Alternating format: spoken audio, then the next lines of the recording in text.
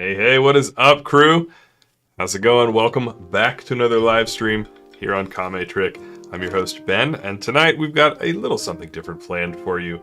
We are actually going to be checking out a new version of a pack that's been out since 2020, the DeathWish Garage Pack. Tom Bonema, hopefully I'm saying his last name right, gave me access to at least some of the cars in this pack early, and I've had not really a chance to check them out. So it's kind of a win-win. I'm going to check them out. I'm going to let you guys get a sneak peek as well. Just to reiterate, these cars, as of the time of publishing this video, are not available publicly yet. Last time the DeathWish Garage Pack came out on 4/20/2020, so maybe a little bit later, but I suspect this month here in April, we'll get to see these cars be released for the general public. Again, I've not driven them, so we're going to be checking it out for the first time. We'll see if I can drive them, and I'll give you my thoughts. What is up, Vix, Convex, Poets Corner, Rabbit, and Excite, and Raphael as well. Good to see everybody. So, we're going to get right into it and start checking these cars out. I've set up a new scene here in my broadcaster, so we'll see how this goes. Of course, I didn't think to add a camera to it. I don't know if you guys really need a camera or not. Let's see about that real quick. Might as well toss the face cam back on here. Just when you think you've done everything right, you find out. Close, but not quite. All right, there we go. This'll do. It doesn't have to be anything special here. We're all about the content, not really about the presentation for tonight. So, I'm going to roll into the content tab, and we've got a number of cars here, as you can see, and this actually works out well because my camera is not covering up any essential information. So, first car that we've got is a Rx7 Fc3s, and this car is equipped with a 13B turbo, the rotary turbo, of course, field suspension 442 coils, and then Part Shop Max or PBM rear arms limit brake angle kit, which is what I use on my car, and their drop knuckles as well with adjustable sway bars. And then you can see they have done a great job crediting the essentially creators of the various pieces of collateral used in the mod. So I'm not going to read this part off for every car, but just to give you an idea, this is how you're supposed to do it.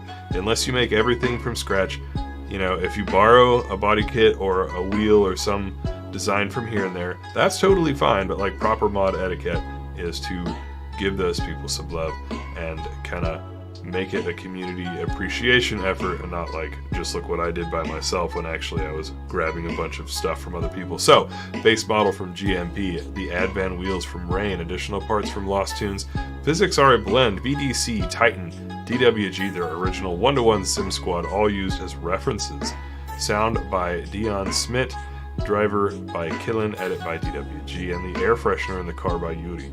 So that's pretty cool. Kind of gives you a sense for the community, both the DeathWish Garage team themselves as well as the folks who kind of came before that helped to bring this car out, because that's a big part of the community here in Assetto, is building upon what's been done in the past.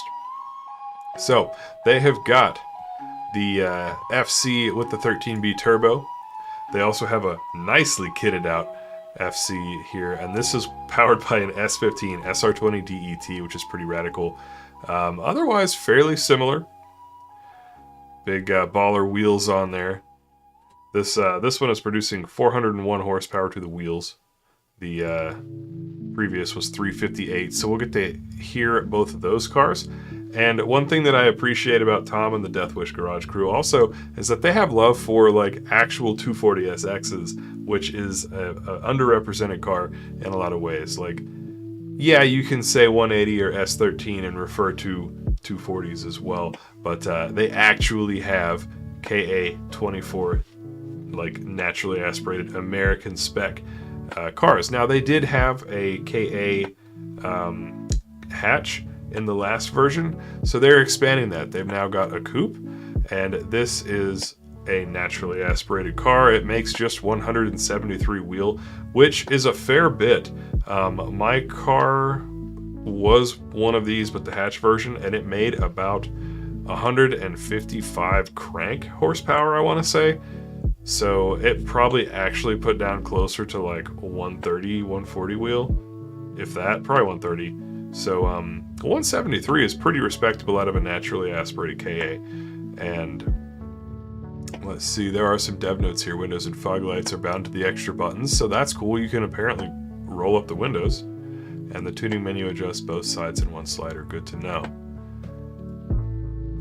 They also have a Silvia front clip swap, which is pretty cool. And faithfully, and this is another thing I appreciate about Tom. I haven't actually talked to Tom like live. We've DM'd a little bit, but I'm curious to hear his thoughts on this, because I could tell that he and maybe his whole crew has an appreciation for what it was like to be into drifting in the early days here in America, because this is what you would do. You would get your SR20 by actually purchasing a front clip from a Nissan. And if you were going to be doing that anyway, hell yeah, you would get a Silvia S13 front clip. So that's what we've got essentially. Red top SR, 32-way adjustable coils, which are pretty nice. The ones I've only ever had were like 16-way, I want to say, or 8-way, even some of the older stuff. Adjustable arms and shortened knuckles. So this would be a very nice example of an mid to early days. Once you got into shortening the knuckles, you were sort of in the end of the early days, in my experience anyway, drift cars. Pretty cool. This one rocking 261 horsepower to the wheels. And then we move into the 240SX hatches. So here again we have a KA, basically just the hatch version of this. So same horsepower, same deal. Don't have to go into much detail. This one I had to pick the red skin, making it near and dear to my heart. It also looks like they got Cali plates on, so that's kind of cool. They also have a build that, this is one of the few engines I've not gotten to drive. Well, that's a bit of a lie. I've driven this engine, but this version of the engine. So this is a 337 wheel horsepower KA24DE turbo, and that is a beast, because honestly, the only thing that sucked about the KAs was that they didn't make any top end. They are way gutsier than an SR before the SR gets into boost. And to make big power out of an SR, you've got a decent amount of turbo lag most of the time, because they're just so small. Ditto that for anything smaller like a CA18. So one thing that I always thought was a big brain move for folks here in America, although I personally never tried it, was turboing your KA. You don't have to put that much power to it, maybe 6 or 8 PSI, and they already have enough low end torque to scoot pretty decently before boost comes in. As soon as you get boost, man, you're gonna be gone. So I'm pretty excited to drive this car. Also, it's nicely kitted out. Kind of reminds me of my own car, with some canards up front. I actually own some canards for the real car that I need to put on. And we'll see about that, but I'm looking forward to this. Again, still kind of the same tuning setup though. Adjustable arms and shortened knuckles. And the turbo that they are, basing this on, some of this is kind of just like fan service in a sense, like giving specific part names, but I do appreciate the attention to detail. The turbo this is based on is a GTX 3076R. And then last but not least, they have a SR20 version as well, with an S14 SR20 DET and the classic Disco Potato Turbo. If you don't know what that is, then you weren't there. What can I say? This one is making 300 to the wheel. And then we've got another interesting naturally aspirated KA24. This one I think actually has more detail that I didn't notice in the coupe. Let me double check. Yeah, it does not actually say in the coupe version, but it makes, I think, the same power. So this actually gives us the readout on what's making 173 wheel in their head cannon for this KA24 DE naturally aspirated. That would be a hot cam swap. I always think of like Jim Wolf cams for just what was out and around in my area at the time. Fortune Auto 500 coilovers, SPL arms, which are some of the best arms in the market, as long as you don't need like a drifting specific arm. I run some SPL stuff on my car. PBM angle kit, PBM drop knuckles, adjustable sway bars as well. So that's fun. And then we have, again, the S14 SR20 Disco Potato setup on this body style as well. So lots and lots of love for the S13 and 180SX chassis is in these cars that I've seen. There may be some other cars too that I'm not privy to. This is just what I have at the moment. Next up, a car that you really don't get to see as much, and so I'm stoked to see this model with a kit on it. This is the Nissan Laurel, or if you're from Australia, the Laurel, and this is an RB25 model car. So this car is a 1989, powered by the RB25 like I just said. Turbo is a Garrett GTX 3076R. Final connection coilovers. I didn't know they made coils. That's pretty amusing. SPL arms, PBL angle kit, PBM angle kit, and PBM drop knuckles as well. So this is another base model from GMP, rescaled by DeathWish Garage Crew. Steering wheel skinned by Luxury Rollers, and then physics a little different. So DWG, Otosan 1-to-1 Sim Squad used as references. So that's pretty neat. This car is making 458 horsepower to the wheels. Next we have another Silvia PS13. This is a red top SR20 DET with 32-way adjustable coils, adjustable arms, and shortened knuckles again. And then they have this version, which is a BN Sports setup, running an RB25 DET Neo with a CD09 transmission. So that's kind of a fun combination. Something you don't see quite as often. And then we have this ultimate badass looking Nissan S15 rocking a 1JZ GTE motor, Fortune 500 coils, and then the typical, so SPL arms and PBM angle and drop knuckles. This vehicle is producing 384 horsepower to the wheels. And last but not least, we have an equally just aggressive tuned Skyline R34 Coupe. And there's not really any details for this car. The base car is TL2 Z-Tune, and the wheels don't have any credit added parts from Lost Tunes. But again, a pretty cool looking vehicle. 666 brake horsepower for this one. I'm sure that's going to translate into lots and lots. So what you get here in these cars, a pretty interesting spread. Power down as low as 173, as high as the mid 600s, and I think on average, what were we seeing? Probably around 400 to the wheel, around about 350 to 400 wheels. So these are going to, compared to what I'm accustomed to, have a bit more power, to a fair bit more power compared to the World Drift Tour Street Pack that I like to run. And really, I like that pack because it just handles pretty well. It's not cantankerous, and it's still challenging. It is something that feels pretty similar to my car in terms of how it moves around and how it transitions compared to some of the other things that I have driven. But there's a lot of packs out there. And honestly, in the past probably 5 or 6 months, I haven't really taken the time to explore new car packs a whole lot. I've just been super busy with a whole lot of stuff. You know, getting accustomed to being a dad, getting accustomed to what is going to be post-pandemic adapted life, I guess, as best as you can say. And so there's a lot of car packs out there that people ask me about, and I would like to get into trying them out again. So this sort of format may be something we do again soon.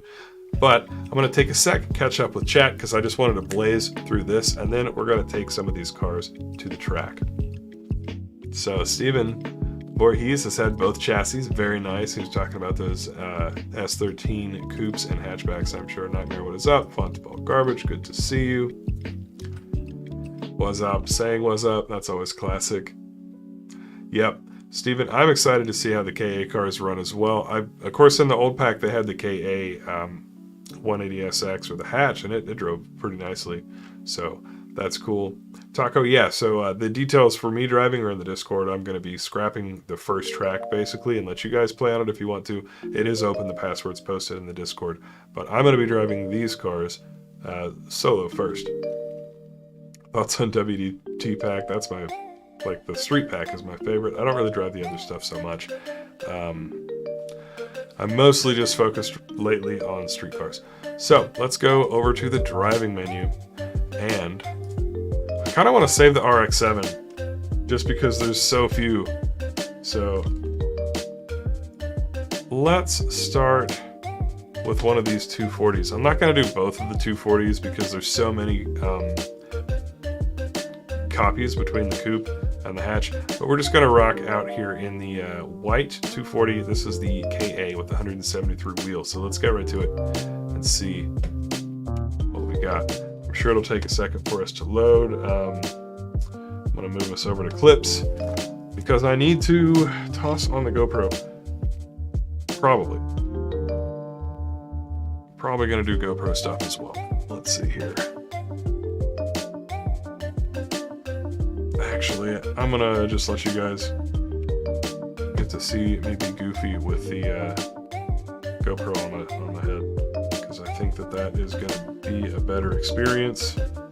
So, this is what I look like when I'm streaming. Not particularly flattering, but you know, it is what it is. So, let's check out the body of this car real quick, because that is always an important part. And the camera, the angle that I've got you guys on now, is going to be a better image, of course, than the oh man, looking good. Work wheels, endless brakes. I see them in there. Very nice. But yeah, this will be a better camera angle and viewing experience compared to what we could have otherwise. Not a whole lot going on in the interior. Pretty stock in there.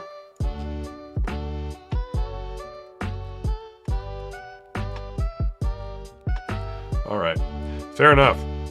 We'll take a quick look at the tuning menu just to get a sense for if there's anything fun there. Main thing I like to see from the original DeathWish Garage Pack was just the tires. So your tire compounds, usually they give you a lot of options on this pack. And for these cars, you can start out with used street tires, which is a pretty common thing that you see when folks are running stock or low power KA type cars. Next up option is street performance, track, and comp. So in the previous version of the pack, and I don't know if this is subject to change because the pack is of course still getting fine polished, they actually gave specific tire brands.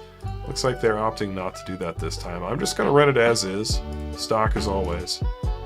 It does have ABS as an option, interesting. And we've essentially got the camber and toe. All these are set to adjust equally, so you can't run an asymmetrical setup. You either adjust camber for both front wheels, you know, or both back wheels, which I think makes sense. Just having to click it over twice for a drift car doesn't really matter for the most part.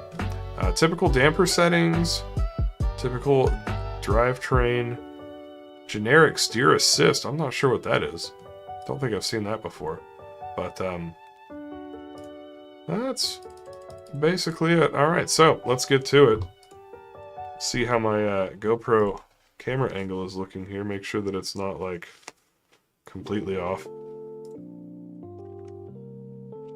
Go ahead and get the lights going.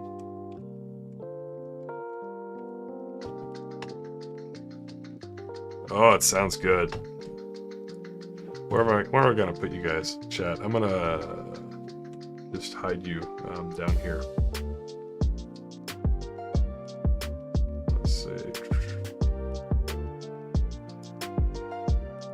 Alright, so this is the updated pack, but it is not out yet. I do wish that I could get like a realistic clutch experience. Like, it's just so numb, you feel nothing. So like, even though a smooth takeoff is like an elementary driver skill, it is so difficult to do. I basically don't bother in the simulator. No game sound, thank you. My bad. I usually keep that off when I'm on the stream starting soon screen, and I sometimes forget to activate it. So we're just gonna do a couple laps at clutch kickers here, checking out this car. Just gonna leave it in second because it's anemic. Oh my. Lots of grip.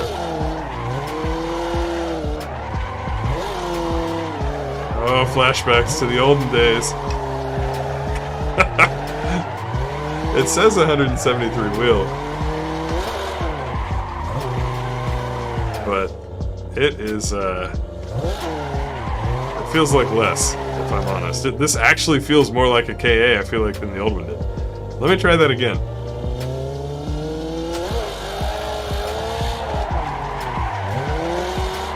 Yes! Oh my god. This is kind of all right. What I mean is it's making me look like a chump, just like a real KA car should. Like, it takes a minute to adapt to these low-power heroes. And like, the way that I'm used to driving, and I drove my KA like this too, actually. I never did clutch kick it enough.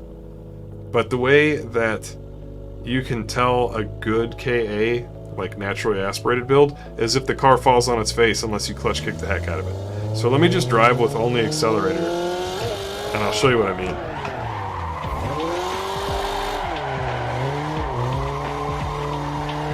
You see we're struggling to make it around the track. Oh, the e-brake either doesn't work.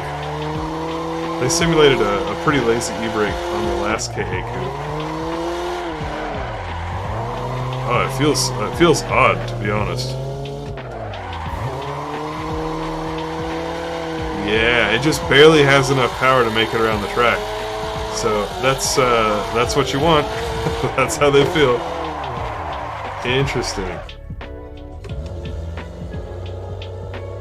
They actually do have non-hydraulic pedals that have a some sort of an asymmetrical pivot point that can kind of simulate the feel of clutch engagement, but I don't know if, like, you'd have to mod or like do some setup work to make the clutch pedal engage at the right point. Alright, let's use all the tools at our disposal. Definitely experiencing some strange stuff on the car where, like, it enters weaker than I want to. It's almost as though it drifts in one direction easier than the other.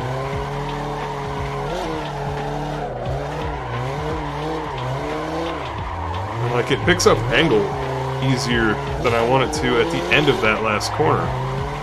And I don't know if that's just me. It's probably just me. But yeah, it does a few things that I think are weird, but I'm honestly not sure if it's just me or not. Let me try to explain what I'm experiencing. So, on the first turn, let's go back to it. On the first turn, I can queue up a pretty decent feeling manji that I expect is going to chuck the car into a decent drift, but it kind of just like goes a bit limp on the front and understeers and sort of washes into like a low angle, and then I have to basically reinitiate with a big pull of the e-brake. So that's different. Of course, my car doesn't do that, and it's not a matter of power, it's just a matter of the quality of the tuning and like what all is equipped on the car. So what I feel like I'm feeling, and this could be totally off from the builder's intent, but I feel like I'm feeling a car that still has some kind of like lazy chassis. I don't know if it's because of a bushing thing or if it's some suspension settings, but it just doesn't transition that great for this fast turn. And then it was pretty much fine through here. Fine through here. Of course, it's hard to keep much angle because it's about all that the car can take to keep sideways. And then the other thing that you'll see when I do another lap is weird for me is this turn, and it could be my fault. So I feel like the car has enough power to drift around this portion just fine, but once I get to roughly mid-corner about right here, it just starts to pick up angle, and I end up having to let off and kind of angle stalling a little bit towards the end of this turn, which is weird. So of course I can go and tune the car, but like that's not really the point for this video. I don't want it to be very long. So let's just send it and see. Okay, that time the car initiated much more like what I wanted to. Of course, talking it through kind of like programs into my mind that I need to drive it a little differently.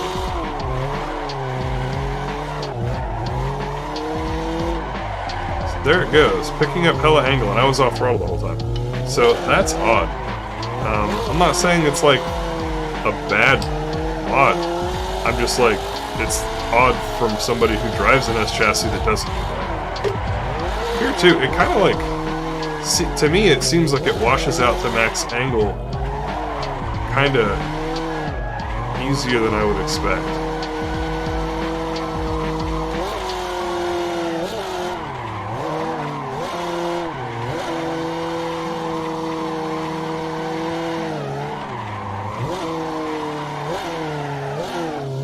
Yep. No amount of clutch kicks will sometimes save you.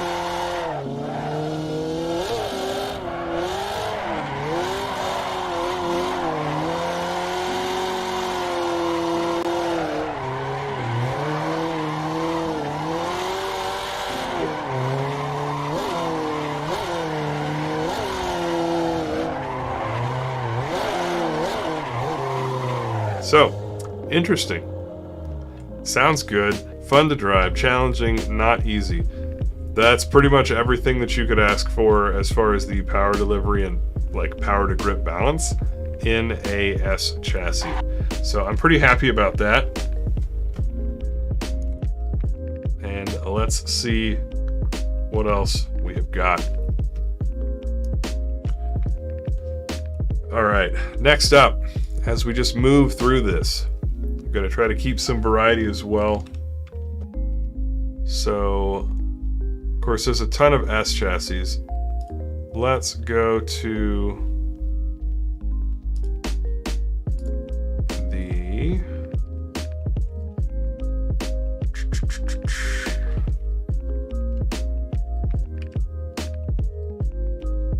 here we go. Let's go to our KAT. Very excited for this KAT.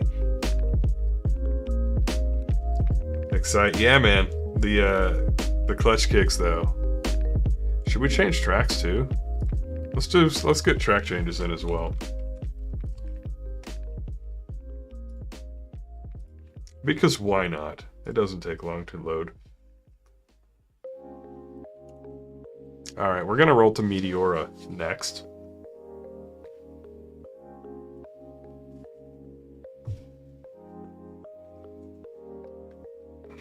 And as soon as we get everything loaded in, we'll be all set. Alright, so the only thing I'm going to look at as far as the car tuning options is really just the tires. So it's going to be the same tire loadout as before, but this time we're starting on street tires instead of the used tires. And it could be that those used tires were a factor in how I felt that the KA car was a little inconsistent in terms of its side bite at various stages of the corner. We'll take a look at this car. Again, don't mind the lovely GoPro on head look. So let's see what we can see. We've got a nice Blitz intercooler there.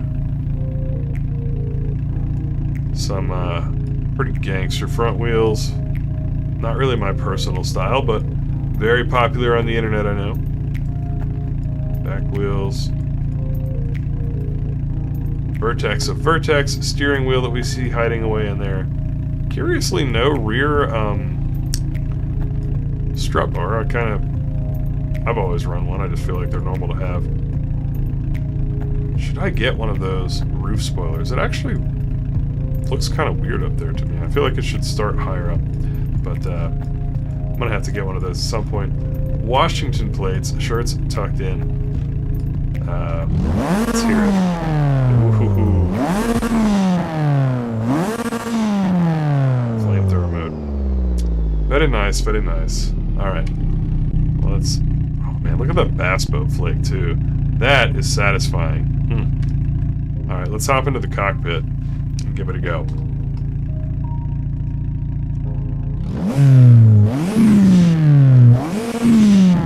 Oh. God, that sounds good. Compressor surge.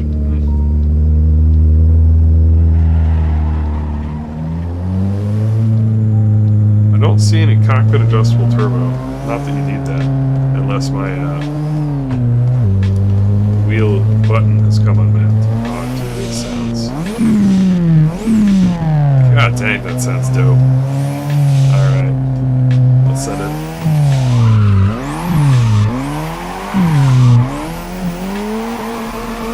Driving it it's a real car that I'm borrowing. I'm like underdriving it.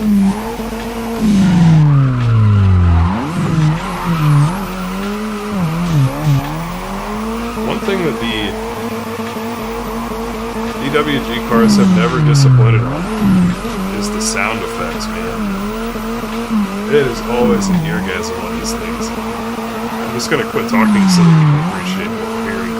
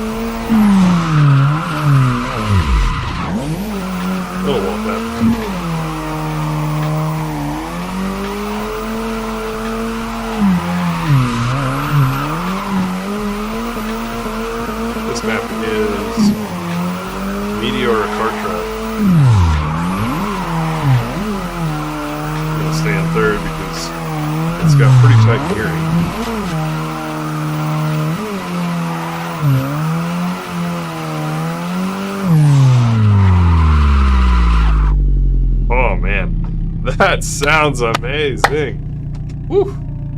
That is sick. I'm stoked on the sounds of that car. Handling wise, I mean, it's fine. It handles about like I would expect. You really do get that sense for the cut knuckles, and the angle is like not quite as much as what I'm accustomed to. One thing that I do like about this car, and that I'm pleased by, is that, and this is just totally a personal observation, so it really may not matter, but in the DeathWish 1.0 pack, I found frequently that I would be slipping the car to maximum angle unintentionally. Like, it didn't have the stability of side bite that I was accustomed to. And I feel like this car isn't really giving me that feeling. And unless it's because I'm running out of gearing or something that's keeping it from going sideways, it feels like it's gripped up a fair bit more. So I push it too hard again there. Listen to that compressor.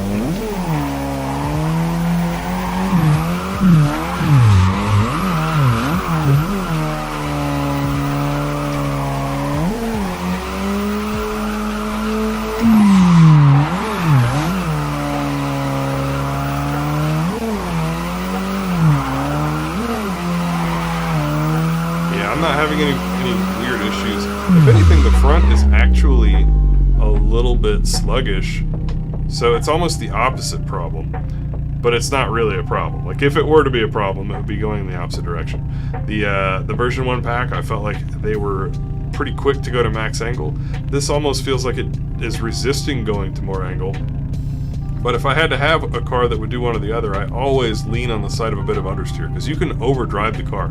But if you have a car that rotates super easily, it feels to me personally more of a knife edge. It's harder to transition aggressively when the car just wants to go sideways even more. Because if you hit that angle stall point, which it exists for any car, you're kind of stuck. And if the car is a little sluggish and a little stubborn about picking up more angle, you can always drive it harder. That's like never an issue. So, very nice. Very pleased. Sounds amazing. Excellent job, Tom and DeathWish crew. We're going to come back to Content Manager here. Let's see. I think it's time to get some RX7 love going on. We got to go 13B to get started here. So this is going to be our 13B Turbo, 358 horsepower to the wheels. Where do we want to go for this? Let's go to Grange, Apple Valley Speedway.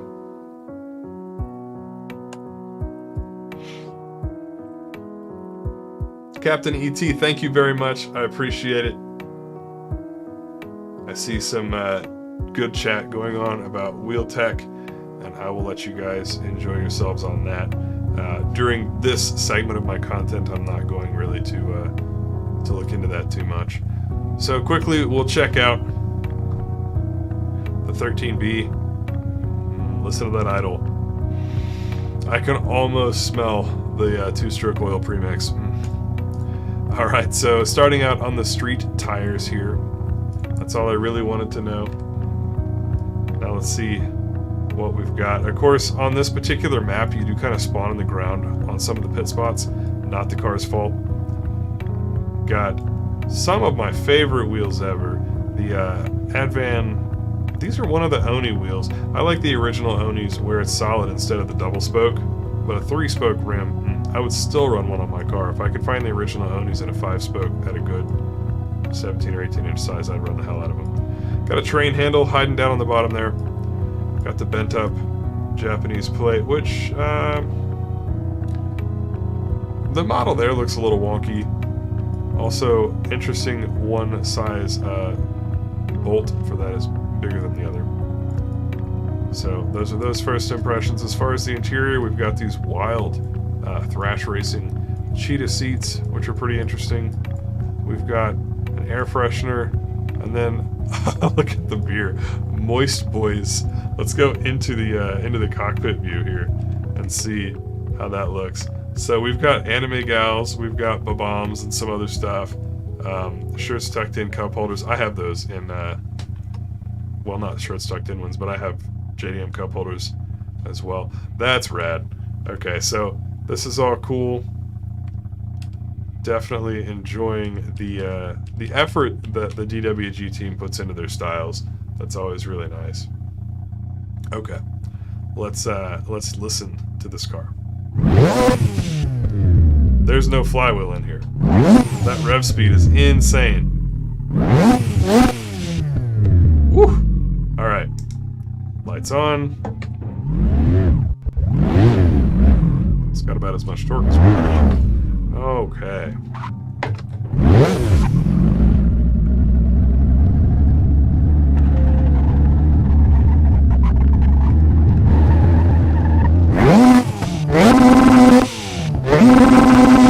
I feel like we should be seeing some fire, but I can work with it. Oh my god, the cigarettes and the pretend alcohol move around. Oh, that's so cool. Holy shit. As does the little air freshener. Let me turn off the mini-map because that's just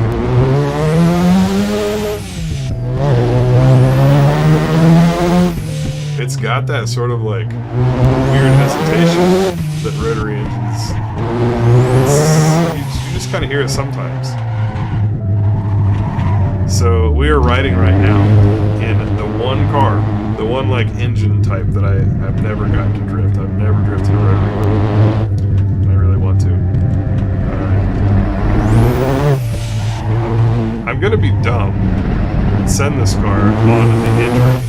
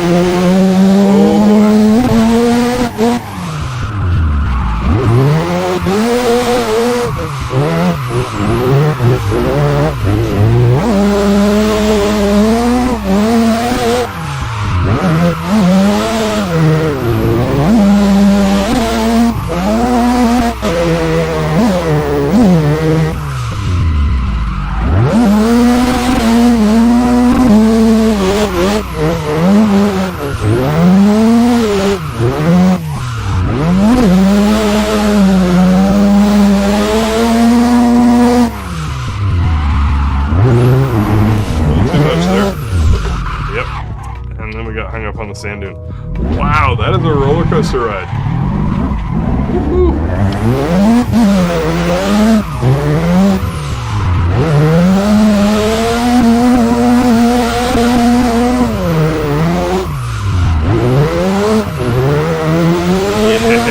Yes! Oh, snap.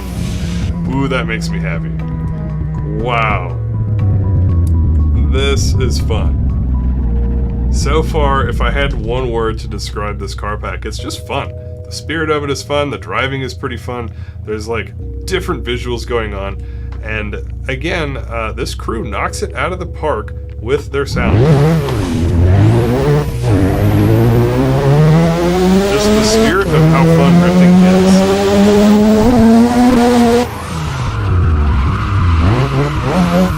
Oh, too much.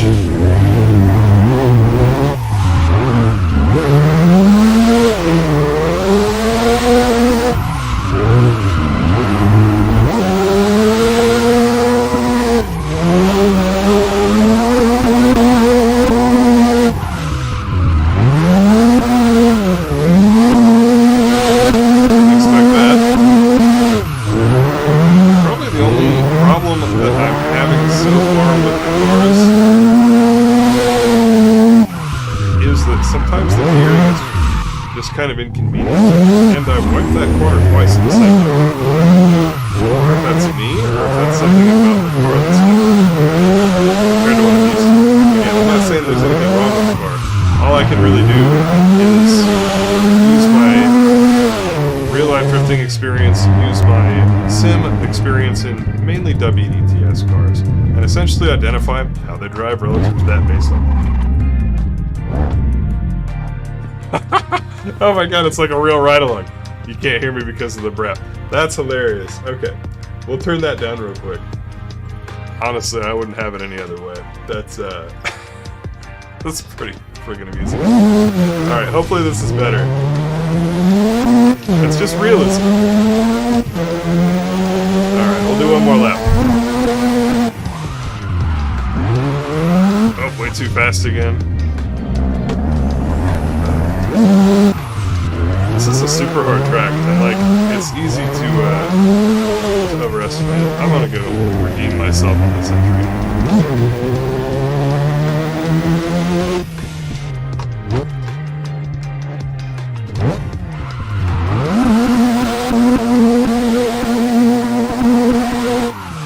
Clean any dirt off the tires. Alright. Let's try to fix this. Use the brake this time, dumbass. Nope. No brakes for life.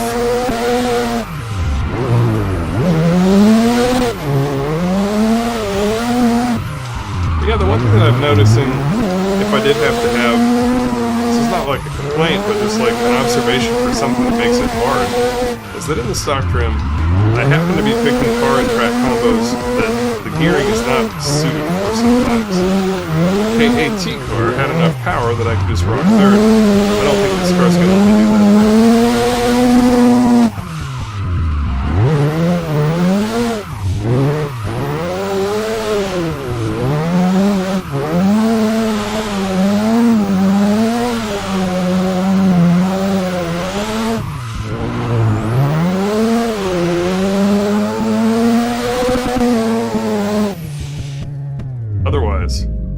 Very pleasant. Just everything about the experience for this one. I've got a grin on my face and you can't see it, but it was super fun. Layback Marco, good to see you. Gozaimasu. Or konbanwa. Doshitemo ii kedo. Alright. We're going to check out the next vehicle here. That was a hoot. Loved it. Okay, what is left? We've got the R34. Let's do some craziness in the R34.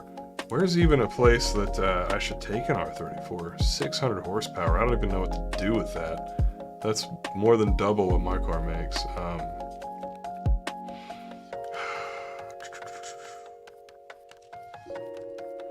Creme brulee.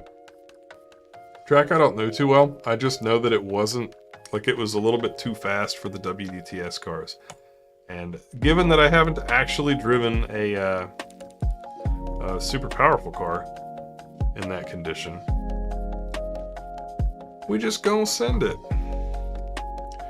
Hopefully it'll work. Third and fourth gear drifting is not something I do a whole lot in Sims, so I might be completely terrible.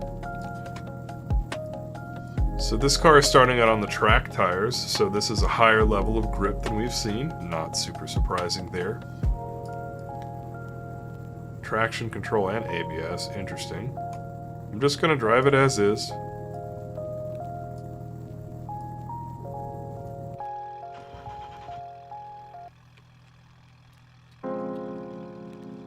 Alright, let's see what we've got here as far as the model is concerned.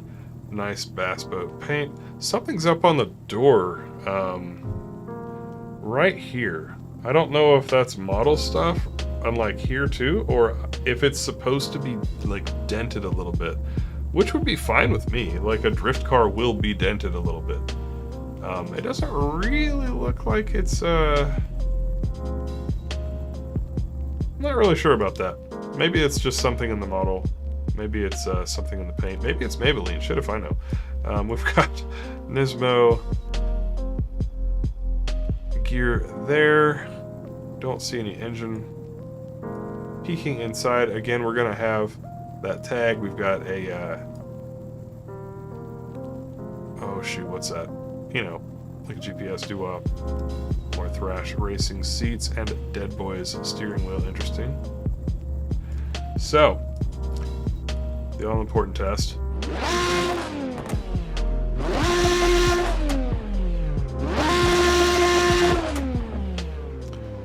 Interesting. Sounded good. Okay, so we're gonna get behind the wheel here. I feel like I'm too short. Would I actually sit that low in one of these? Let's see. Auto position. Oh, we can... oh, that's why. Well, that's way too short. Oh well. We'll just send it like that. We'll chat up, let you guys peek down into here.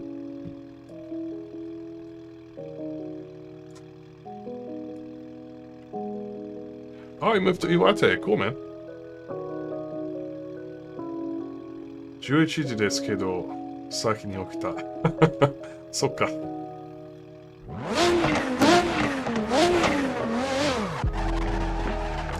Huge disclaimer, I don't know this track. So, I'm just gonna try. Something's going on here with the handling. Let me get my pedals going. I think I have some DK pedals. These are pretty cool. I just want to make sure that we're not reading that might actually be traction control. Let me just see. Yeah. So when it said traction control is set to 1, there actually is a traction control on. Oops, restart session is not what I want. So let's go turn all that off. Nope.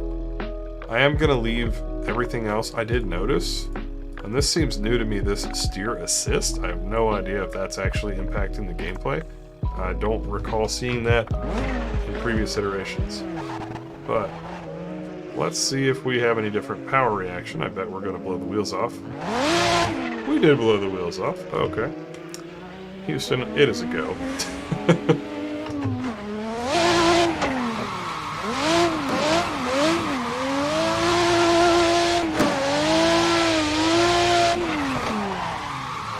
Oh, I don't know this track.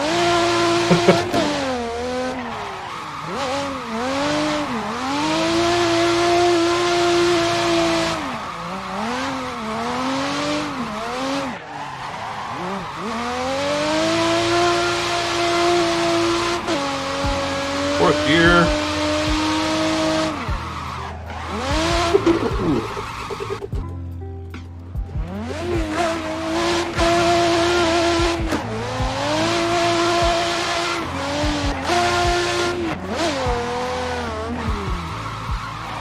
Yeah, I'm minorly crippled not understanding. This is not the track I thought it was going to be.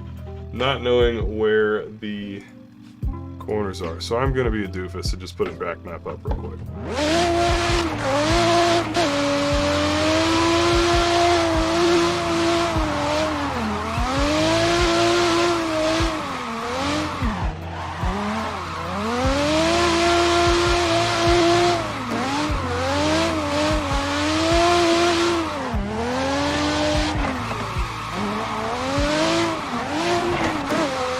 It's so low, it was scraping like crazy. You can see the sparks in the rear mirror.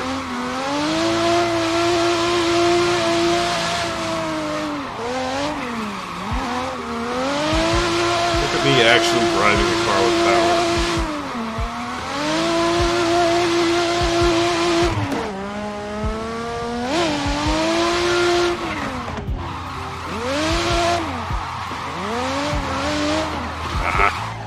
I did not think I was going to tag that.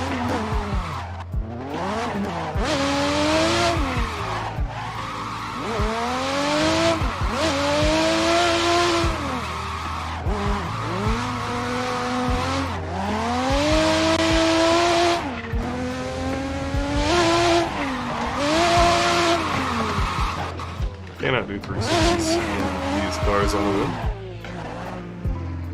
But first impressions, of course, it has silly power. Just do everything in third gear because you don't need any gear less than third. And even here, I kind of want fourth, just so that I'm not like living on the rebel bit. Of course, you can just reduce your throttle inputs a little bit and get off of the rebel bit. Go up to fourth gear for this section. Now this car to me does kind of feel like some of the 1.1 or like the first version PWG cars, and we're gonna fall off into oblivion, where it, I don't know, it seems like it moves a little strangely. I still get a tiny sense for like a little resistance to go sideways and like pivot around the front, but it also kind of, how should I say this? It seems like I end up blasting out to more angle than I want to a little bit more frequently, which is kind of how my experience with the first gen DeathWish garage cars was. It was one of my complaints. The other one being they're so amazingly loud and they sound great, but they are horrible to run the car packs, the other car packs that I run, because either I can't hear my own car or I have to turn it down so much that I can't hear the opponent's car. It's hard to get that balance right.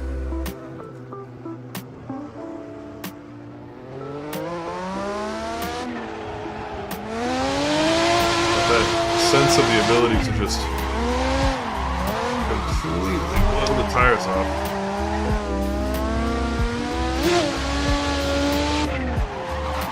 I'll do the exact same thing again. Yeah. Well, that's interesting. Not my favorite, and I don't think it's really because of the power, but for this one, the handling dynamic just seems a little cantankerous. Looks amazing. Sounds good. But it just seems slightly, just awkward to transition and move around. And again, I'm probably spoiled on just how well, because my car's not got a crazy tune, but it's nicely sorted and it moves really well. How well my car moves, probably. Okay, next up, let's do one of the S chassis again. Let's get a coupe. So, I haven't driven the Silvia swap yet, and then the Laurel will be next. So, we'll pick this one up. This is a red top Silvia SR20 front clip. We need a smaller, more technical track for this.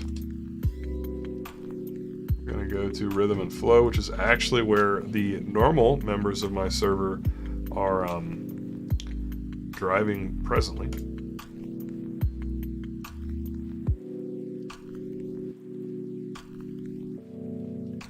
Ace Boogie telling me I just need to get used to it and possibly tune it. And that's always my thought.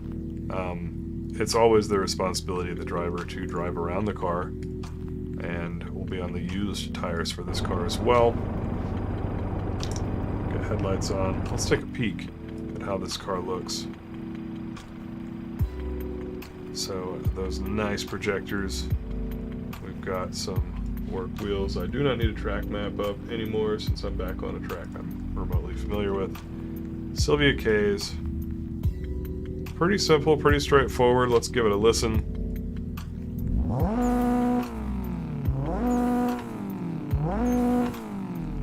sounds pretty standard. We'll hop in to the driver's seat here.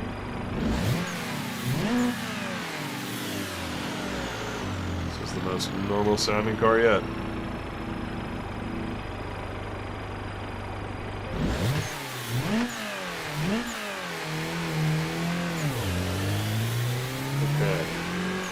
So this should have more power than the KA, but it might be a little bit gutless compared to the KA.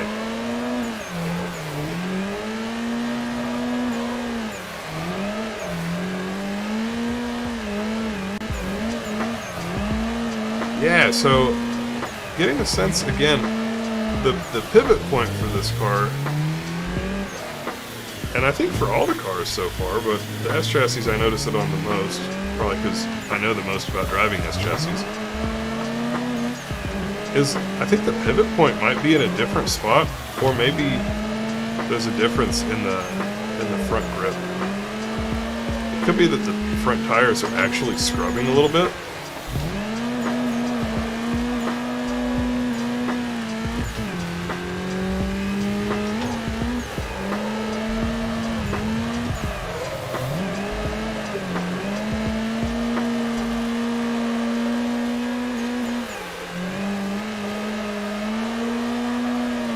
But I kind of feel like the car's pivoting from a different point than my real car pivots, which isn't a problem.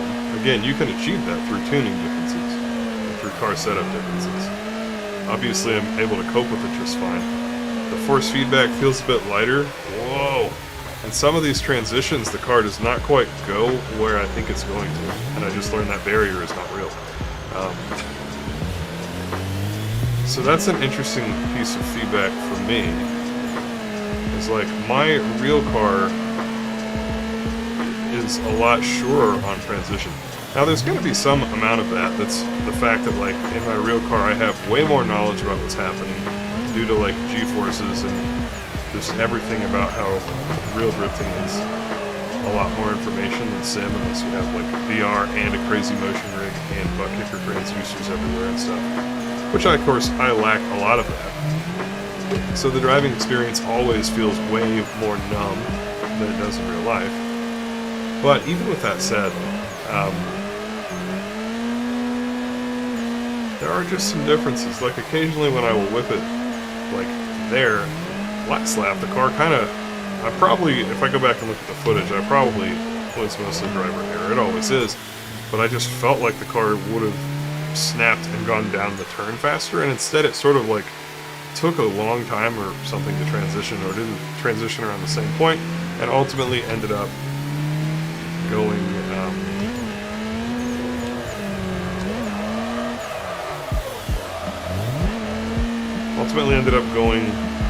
off on the outside. So very interesting. Marco, I do have an angle kit. I've got a PBM limit brake angle kit. Super angled knuckles, which is not the best knuckles that they make. They came out with some Ackerman adjustable knuckles after I bought the knuckles that I have from them, and I have not upgraded.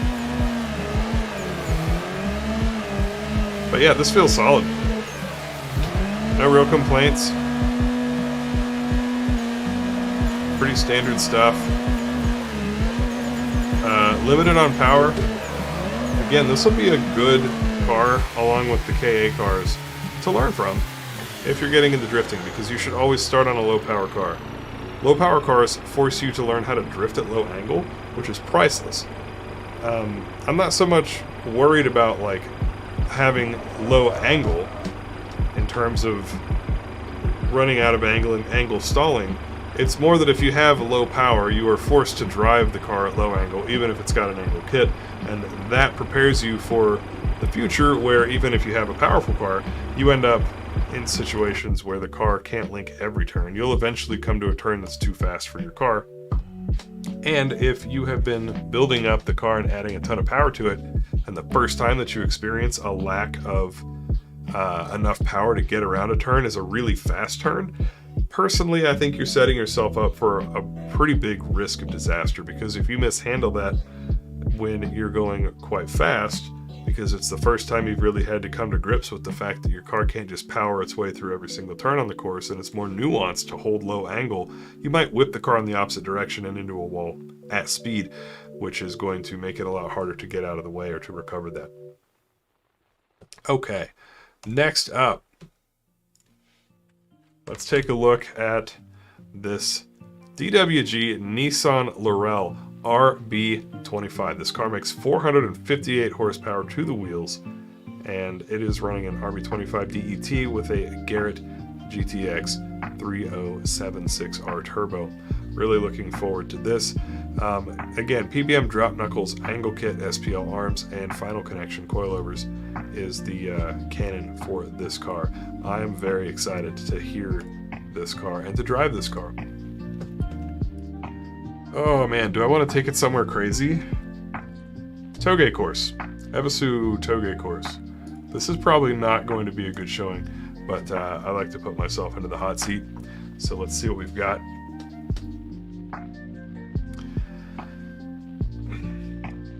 And do not forget to hydrate, something I'm totally not doing.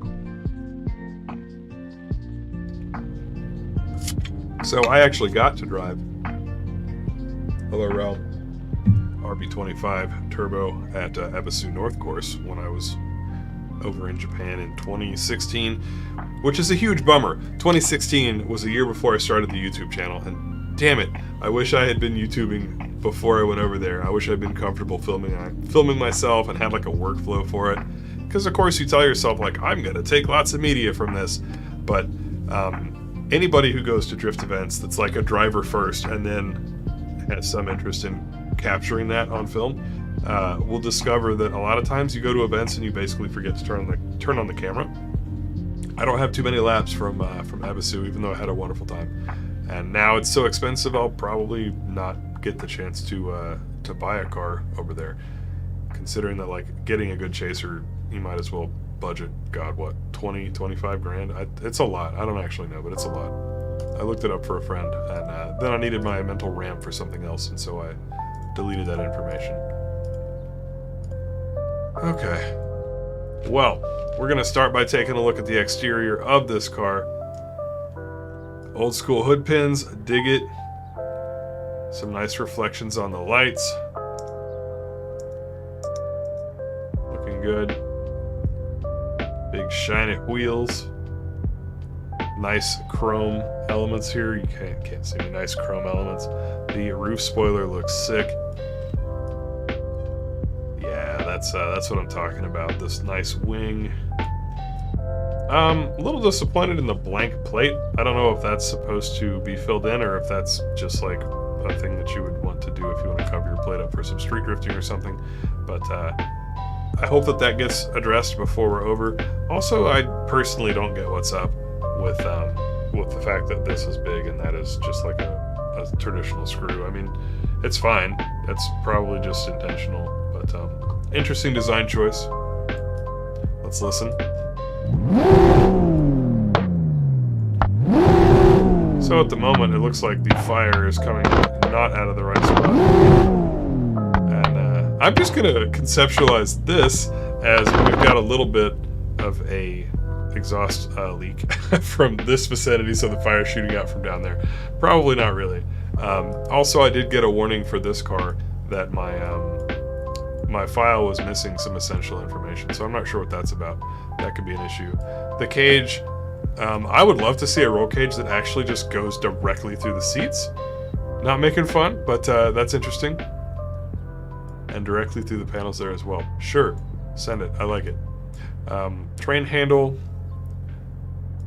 And not a whole lot going on in the interior. Guy's wearing a Thrasher shirt with the pink gloves. That's pretty cool though.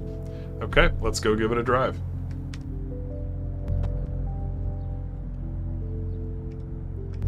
Yeah, I have driver hands turned off, which is fine. The lights. Goddamn, Toge course, what am I doing to myself? This is also a popcorn maker.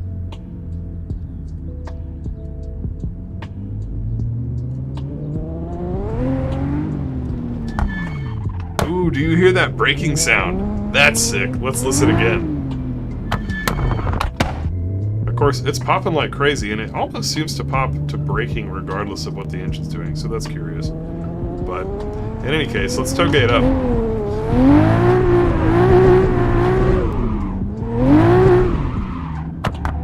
Actually, I'm going to move chat. This is going to be a problem. I need to be able to see that. I'm already missing so many visual references that if I lose this little piece of data, it makes it way harder to drive. We'll do the short track for a minute here. Too fast.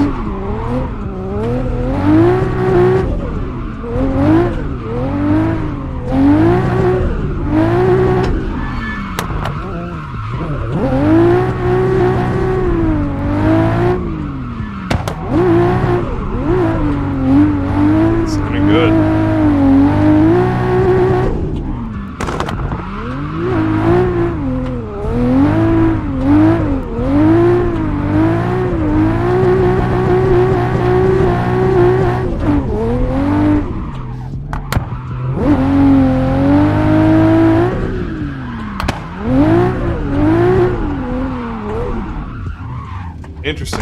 Okay, so one thing that I'm noticing across the board on the cars is it has less side bite than what I'm accustomed to.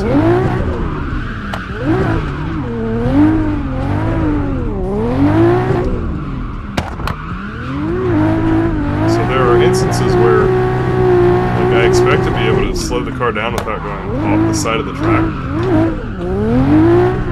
But I am having a little bit of difficulty with that. Stuff I can adjust to. We're gonna go up the third here. But like here, I underdrove it there because I've been driving off to the side, which is strange. Not something I normally have a problem with on this track for the cars that I'm used to driving.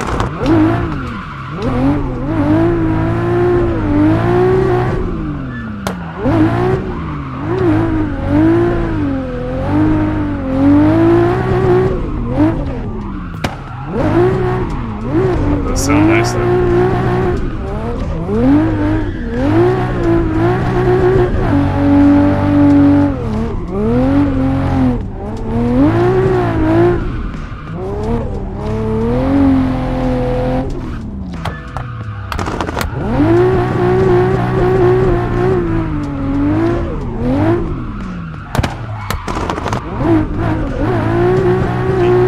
A little bit messy there.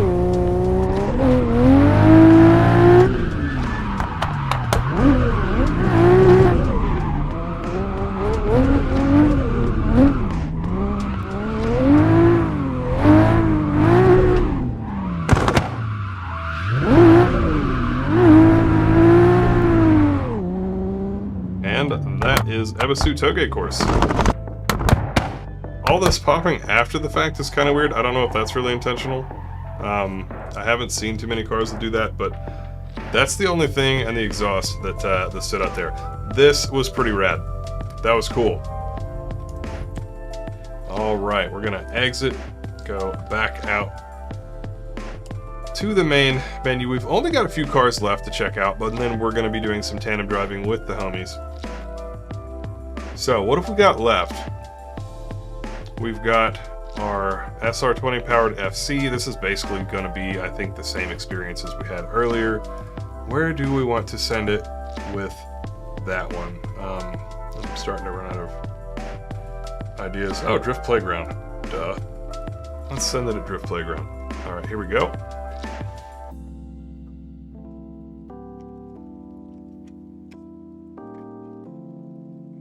Man, that crackle tune was wild, wasn't it? Yeah, Toge course is scary. It's awesome, and it's the only thing that makes it really okay is that for the most part it's quite slow. It's a little scary in a few spots where it is not slow, but otherwise it's fine. Now, let's check out this monstrosity. This is a thick boy. So I do appreciate that we can see. I mean, of course, that's not going to be set to move. I'd be like blown away if it was, but you can see some of the angle kit at work. You can see the bash bar in there, which is pretty nice.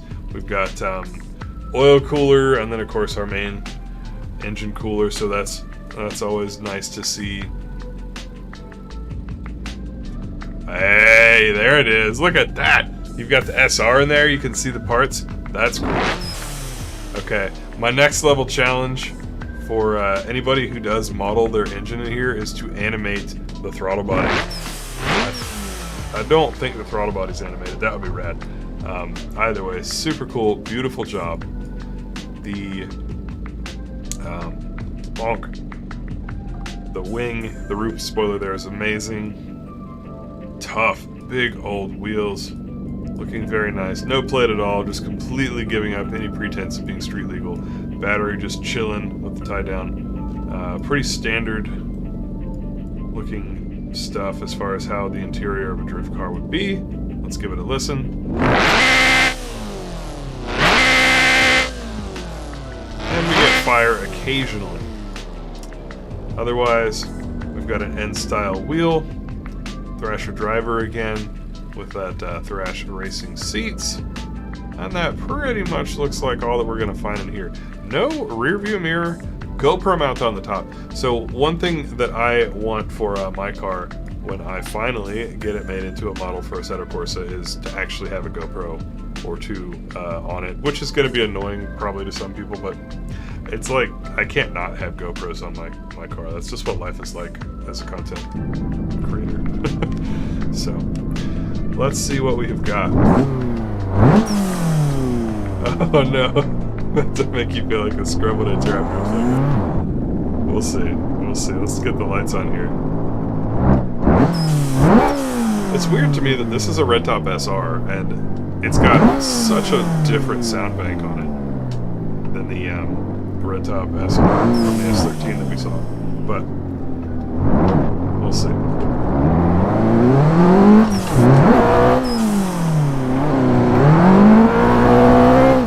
Just gonna send it here in second gear.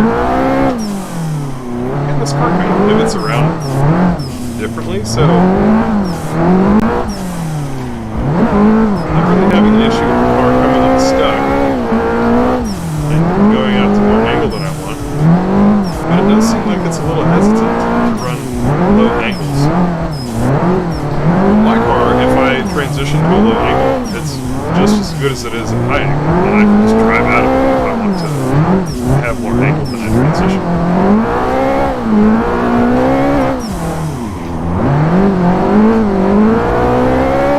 Also, subjectively, I feel like this car, even though it claims to have an SR, handles like it's got heaps more power. Not because it's fast, but because it's not falling on its face. The car's not bogging any. I'm not really having a clutch kick it. Granted, we're only doing second gear. But like, look at it, just zip. Watch the RPMs. This is a long turn. Off throttle. Watch this. Haha, jinxed myself. Alright, so you do have to clutch kick occasionally.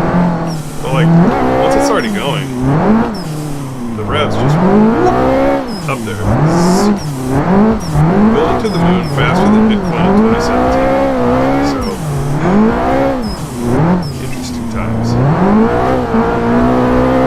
But really, looking at this car by itself, that's not a problem at all. It's just that it stands out to me that this SR is making considerably more power and has considerably more torque than the SR S13 from Volkswagen.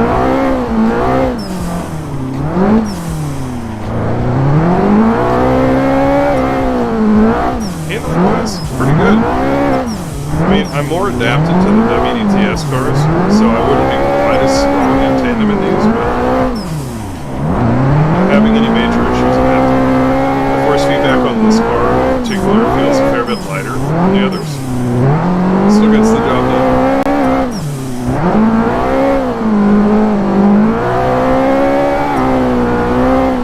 Otherwise, I mean, I'm definitely able to drive it with the throttle like I usually do. You can see that for the most part, it's just my foot on the steering wheel.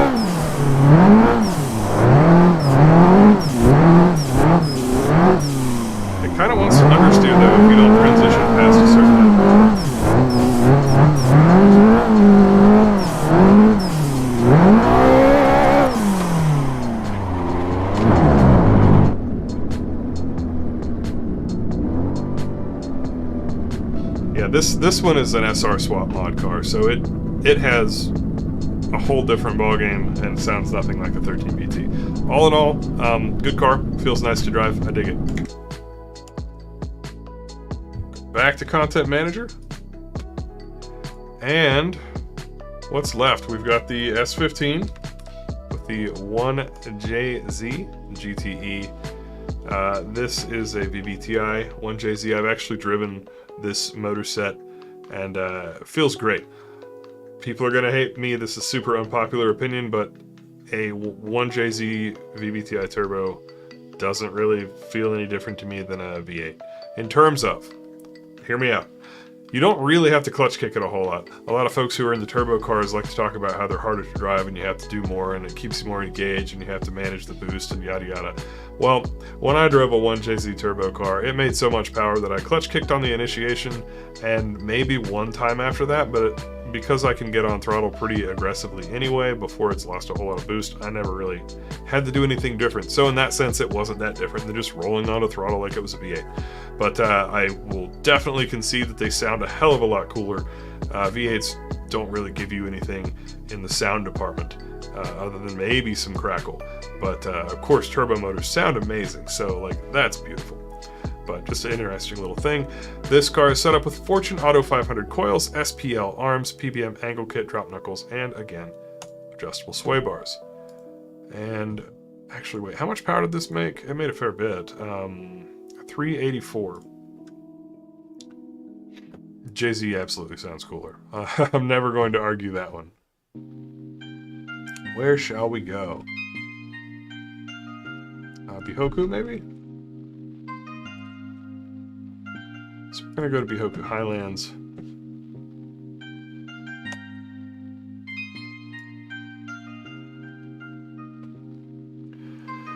Well, we've got a minute for loading. Paradigm asked, does having a wheel rim with a larger diameter help with sim drifting?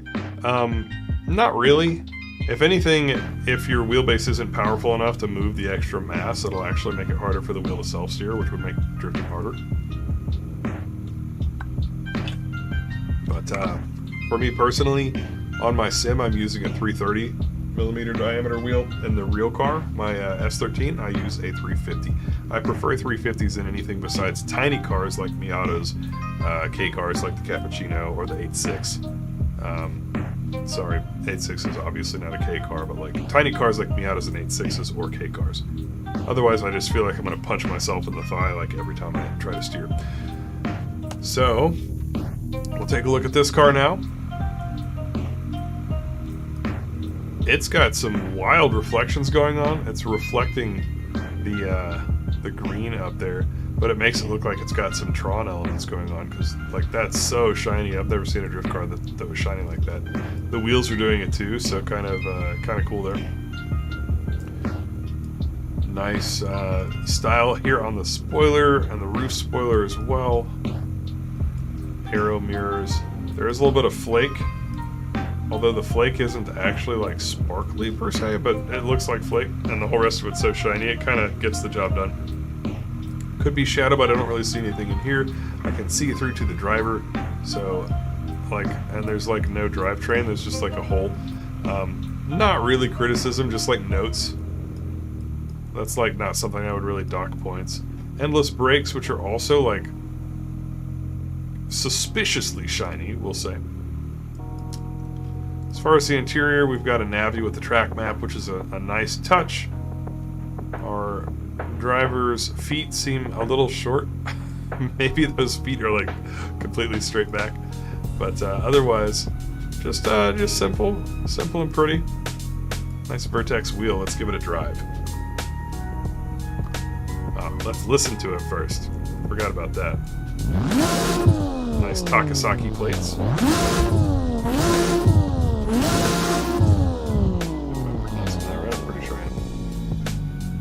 Something's going on with the license plate there. It's got like a computer keyboard or like a circuit board look. So I'm sure that's probably not intentional, but whatevs. Cycle through our views, make sure we've got current. Of course, they always sound a little different inside.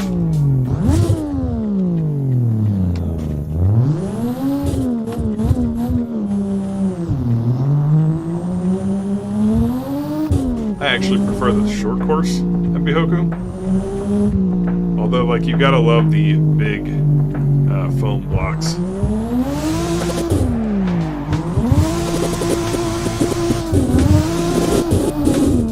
Here again, we've got that sense that the car is transitioning or rotating around a different part of the car, and it's a little bit numb and hard to drive at low angle.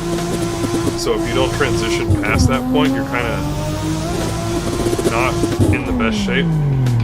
Like there, I'm just gonna totally avoid that. I didn't transition the car as hard as the car needed to be transitioned, apparently. Not an issue for my real car or the WDTS cars, I don't think. But it was really not happy about the way that I did that initiation, so let's be a bit sharper.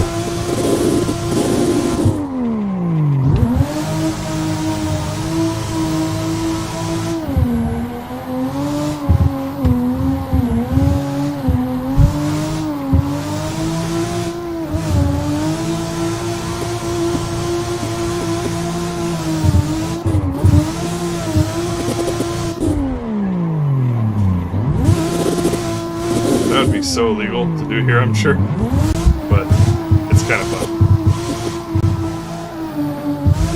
So one thing that's kind of weird is the short course, you should totally be able to drive in second gear,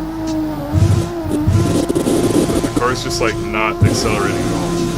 We're blowing the tires off it so badly that like second gear is not enough, even though in a less powerful car, second gear would be plenty. So that's kind of interesting. I'm trying to drive with less than just leaving it on red line in order to kind of approximate that, but it's making it so cantankerous that I'm just going to have to drift this whole track in third. Even the third gear for a corner like this is ridiculous. So up to third we go. Now we can drive without hitting the rev limiter. That's slowing the tires down a little bit and making us generate more traction at the wheels, and it's making everything a lot happier. I've never driven a car that made so much power that it could blow the wheels off quite like that. Like, my V8 car has no issues spinning the tires, but it doesn't blow them off. It's a nice balance of traction to power. So I can use excessive throttle to make the car go sideways basically anytime that I want, and I can hit redline anytime that I want in second gear, but it's still easy to modulate the throttle. I'm not just all over the redline, unless I just choose to.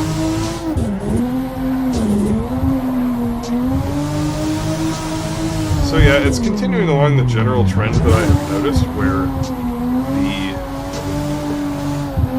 wheel feels, or the car feels like it pivots a little bit more like around a different spot. I'm not even sure if it's more around the front or the back of my car. It might be more around the back, like the front feels like it doesn't have control of the car.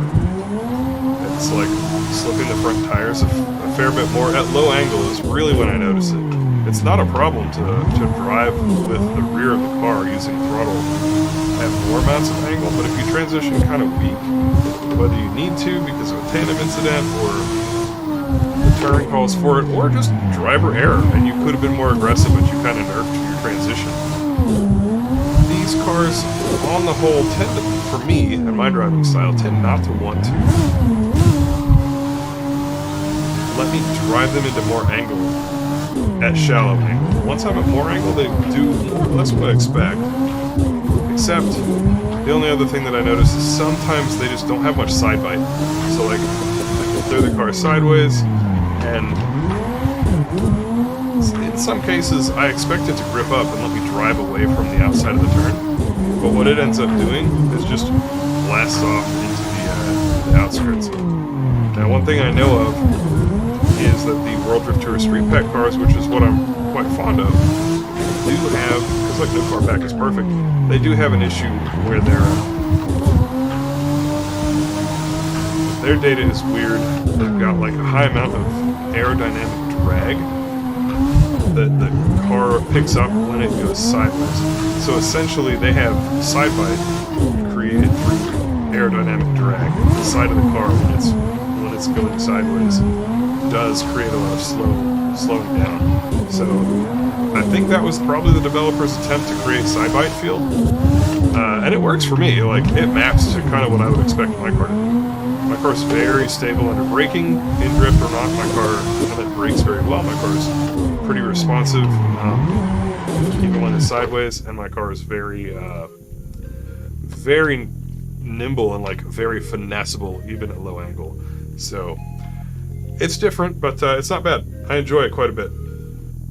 RoboFox, these can definitely rock third gear. I was in third gear the whole time there. This is more power. So on this pack, the lowest powered cars have 170-ish horsepower that are KA naturally aspirated.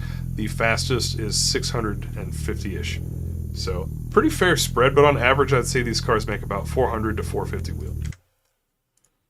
Back to home base. And is anything left? I mean, I didn't drive literally every car. Well, let's just see. So we've driven the 13B Turbo, the FC SR20 swap. We've driven the KA, the Sil swap. That's the same thing. We've driven the KAT. That's basically the same thing as what we've already tried. Here's a nice 357 wheel horsepower SR20. I might like to feel that car real quick. We've done the Laurel. We have more or less done this bad boy. There is a nice, man, that's just a beautiful setup. And we've driven both of these. So I think I'm going to close this out on the cool looking pink 357 wheel Disco Potato S14 SR20 DET. S13 here. And our last track of the day will be Forest Park, because why not? Or actually, let's go to let's do some toge. Let's go to Scuba Fruit Slime.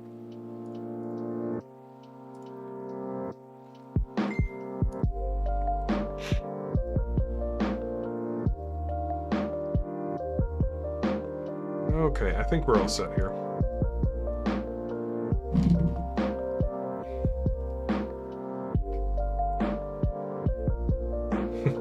Tom just messaged me. What's up, Tom? Thanks for checking out the stream. I'm just wrapping up, so I do want to check out the latest update, but I'm fine to just send with what I've got. I'm literally just finishing up. Spur of the moment thing. Overall impressions, though, man, I'm very happy. The cars look so fun. They sound fun. The visuals are great. You guys always kill it with the sound design as well, so all smiles. Like, that's so important. Just the fun of driving. We do have a winter skin going on with our track here. So let's check this car out. Cali plates, the Golden State, going back to Cali. Oh, beautiful paint. Look at that sparkle. That is just nice. Assetto Corsa continues to impress.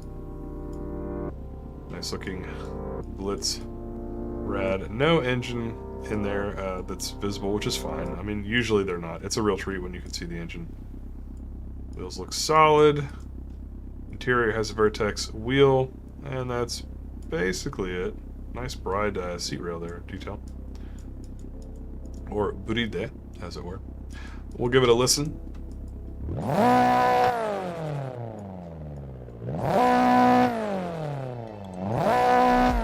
SRs are always kind of underwhelming to sounding, in my opinion, but still, sounds good. Headlights up. We will see what we can do here on the toge.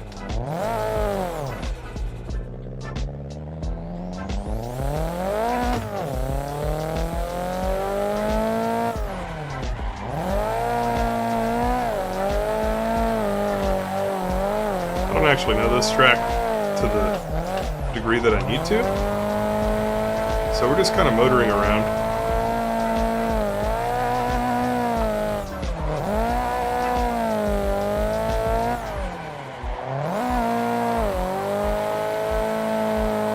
honestly, when I hear 350 plus horsepower, I expect a lot more driftability.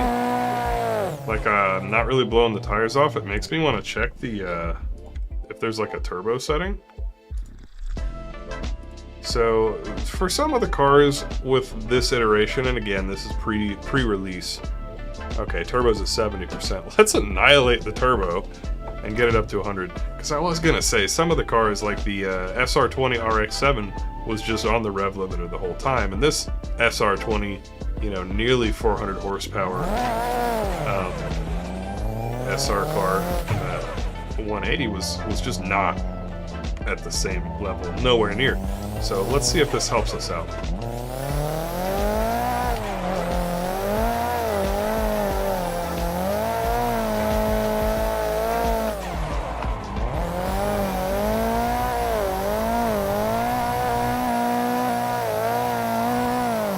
A little too much there, we're going to pull it back in.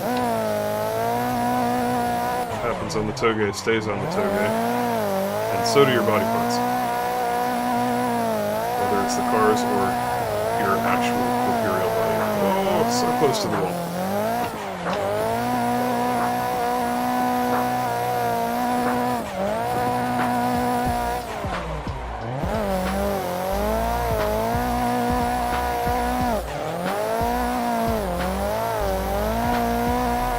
So yes, more turbo was a good call, but I get the suspicion that if I go up to third, even though I'm all over the limber here, I'll probably be in a world of hurt. Back down to second to go. We'll try third some other time. We'll try third right here. And as you can see, we're struggling.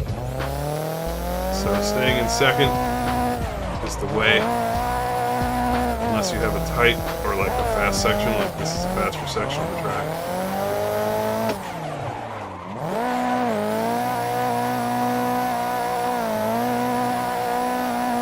Really could have used third there if I had thought about it. Again, I don't have this track memorized, so forgive me, I'm missing opportunities to carry more speed and link the track better. But you get the idea. Car feels about like the other S13s. You know, continues to have a little bit of that hesitancy or like lack of, almost like kind of a small lack of fidelity at lower angles. Which like, the internet's just gonna say, well just drive big angles, man, just be a gangster all the time. But there's a lot of value in having surgical control of the car, whether it's a high angle or low angle. Oh, dropping off into the gutter there.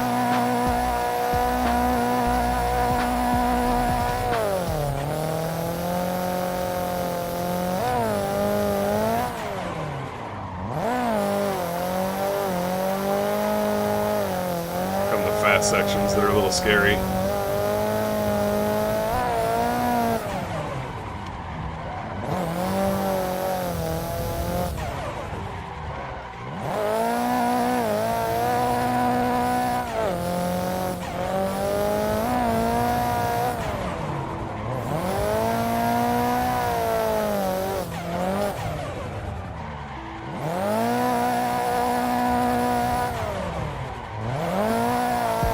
Downhill.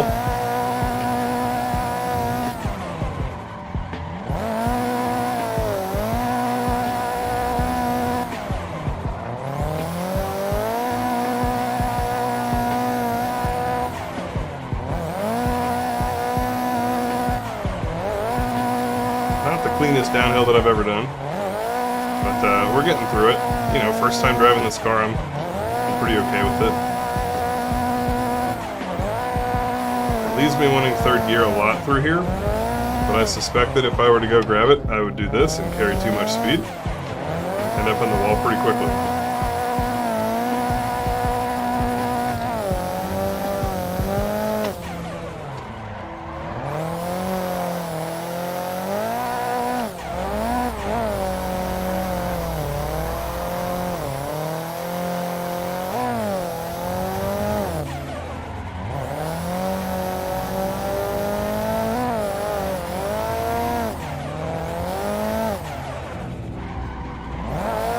a second.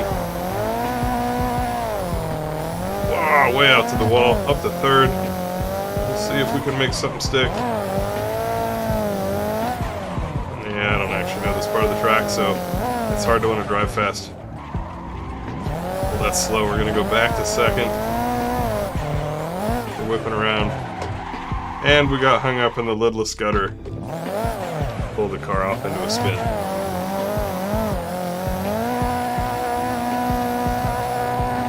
Could use more gearing than I have equipped right at this moment. Lidless gutter got us again. I think we're pretty close to the end of the track. This is a tight turn that I frequently flub. It's very close to the end, if I recall correctly. Again, no minimap driving. Kind of a, yeah, this is the end. Kind of have to make the most of it. But that gives you the idea. Pretty reasonable driving experience. Again, beautiful cars, fun cars. And that is that.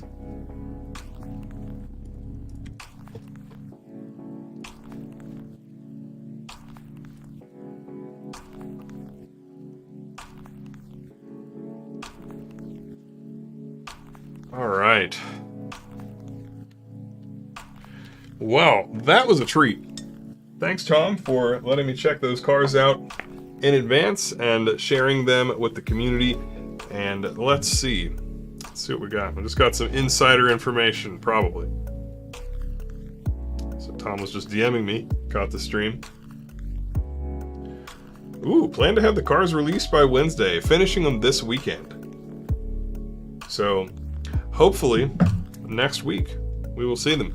Tom, I'd kind of recommend you to wait till 420 because, like, for the gram, for the clout. But I mean, no, we're all stoked to see these cars out on track. I'll definitely be running them in my lobbies, at least for a little while, and I really need to do better by everybody watching and try out more cars and just keep you guys happy with a bit more variety than I have. So I'm listening. I'm not always taking action, to be honest, but I'm listening, I promise. 420 cars coming too. Ooh. Very cool. And so there in chat, DeathWish Garage, that is the lead for DeathWish Garage. That's Tom. Feel free to check out what he's up to. I actually don't know if he's doing a whole lot on the YouTube, but if he is, then definitely go give him a follow. Check him out. Okay, now I am actually going to stay and do just a little bit of driving. We're going to roll on North Course for some tandems for everybody who wants to hang out a little bit more. But that is the inside scoop on the new DeathWish Garage cars. Very cool. What's up, Bullet? All right, we're going to do a quick server update so that we can get to the new track. We're going to switch over my server, which we've not been on. I've just been playing solo player, to the Drift 21 laser scanned Ebisu North Course, and that is where we're going to shred for a few minutes. Hey, tip, yeah, I can probably give you some left foot brake tips at North Course. We'll get our server restarted here and then we'll jump in.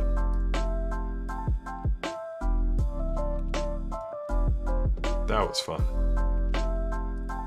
Put a big old smile on my face. That was a good time. So that took the entire time. I did not expect it was going to take that long.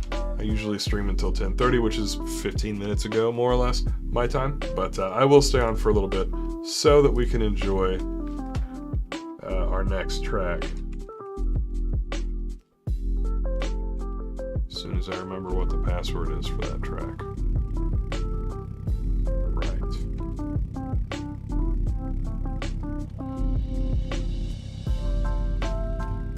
All right, cool. That password is dropped into the Discord.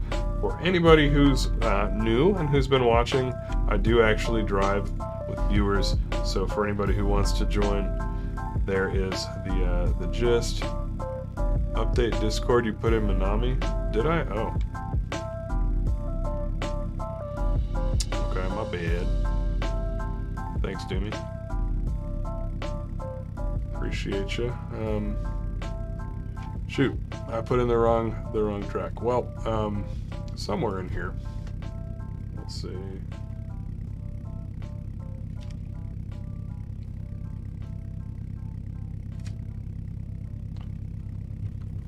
The password is still right, and most of my crew has the map, but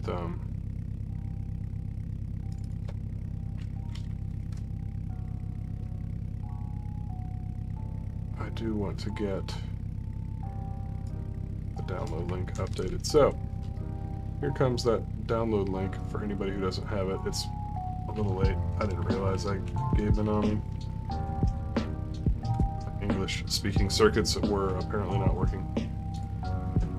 But either way, we got cars on track. R34 Gen, konnichiwa, soshiburi desu. Desu yo ne.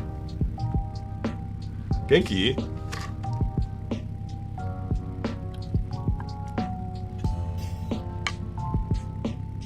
Hey, we'll see you later, Dustin. Thanks for tuning in. I appreciate you, bud. Have a good night. Lobby info. Right, so you're going to join the Discord and follow the instructions in the chat there. Basically, you do need to go through the onboarding process. In the start here, you won't have access to all the channels at the beginning.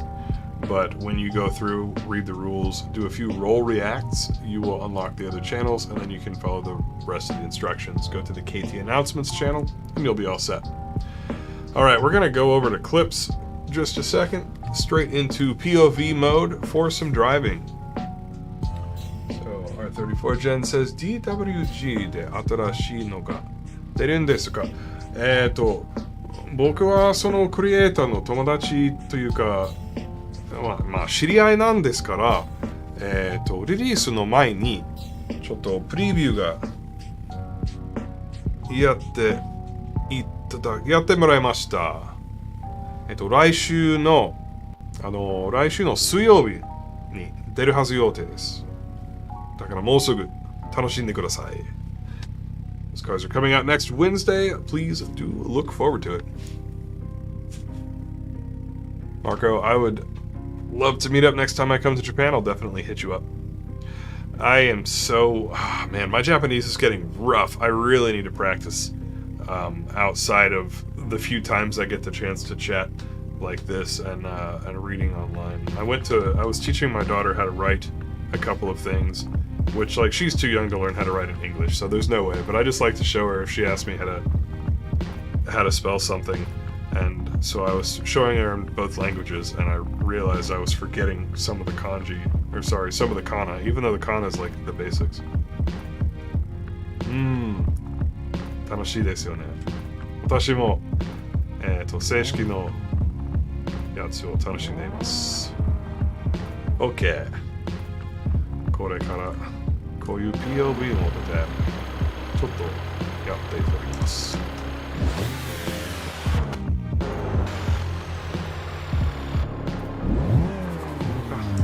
We'll go with this view.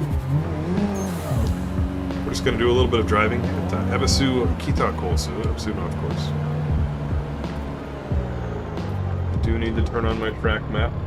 Pro tip, use your track map so that you can see if anybody's coming. Because, and this is true at Ebisu in real life too, it's blind. You really cannot tell. Let me find where Chad is. Here we go, guys. What's up? You really can't tell where people are coming from. Marco, man, my pronunciation used to be so much better. Saiki no hatsuan ga chotto, it's like da da da da da, and it used to be, you know, very, very smooth. But I haven't been doing any conversation practice, so まあしょうがないなんですけどね。数年前くらいは結構まあよくなんかないんですけど。その流れ、話すの流れとかはもっといいなと思って。あ、ごめん。Sorry, Doomy. I'm just goofing here.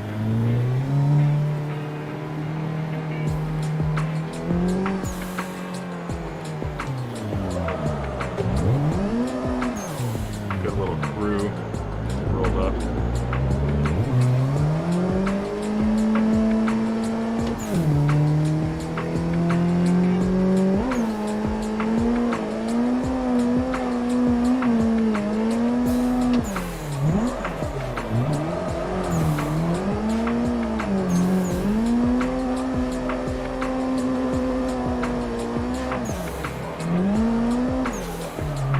it is weird to go back to WDTS cars.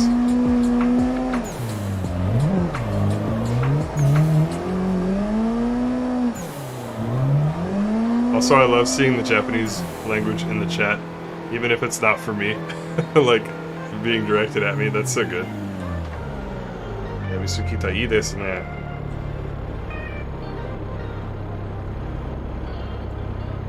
Ah, 邪魔してもいいよ。どうぞどうぞ。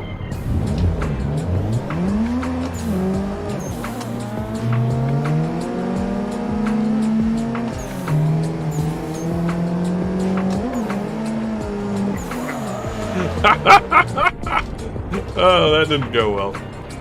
Okay, that's fine. I want to do a few things to this car.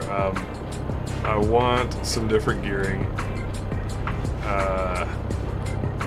I actually want a little bit less rear grip.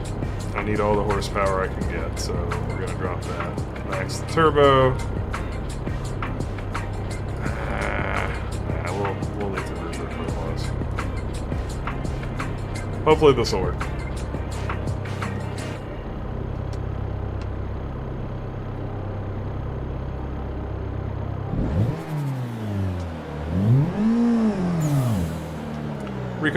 Ricardo, what is up? Thoughts on the DW cars? I liked them a fair bit. They are different than my most preferred car pack at the moment in terms of the feeling of the cars, but they were fine. I could definitely adapt to them, and I think I must just be picky about the way that they transition. And like the low angle control being a little bit lacking. Gosh, I can't hear my car. That's the other thing. The DWG cars were so loud I had to turn down my master audio by a couple clicks. So that's messing me up. But if you're used to hearing your car and then you can't, that could be pretty weird. I'm just gonna take a shortcut.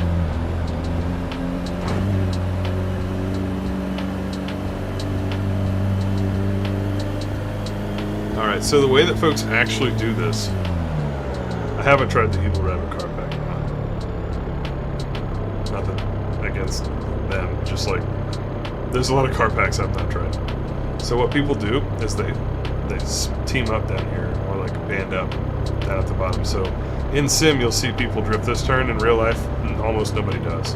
Everybody just squares up. Oh my god, my laugh sounds like Frieza. American voice Frieza, I assume, because Frieza probably has some, like, girl voice from the Japanese version. I've not watched it in so long. That's hilarious, though.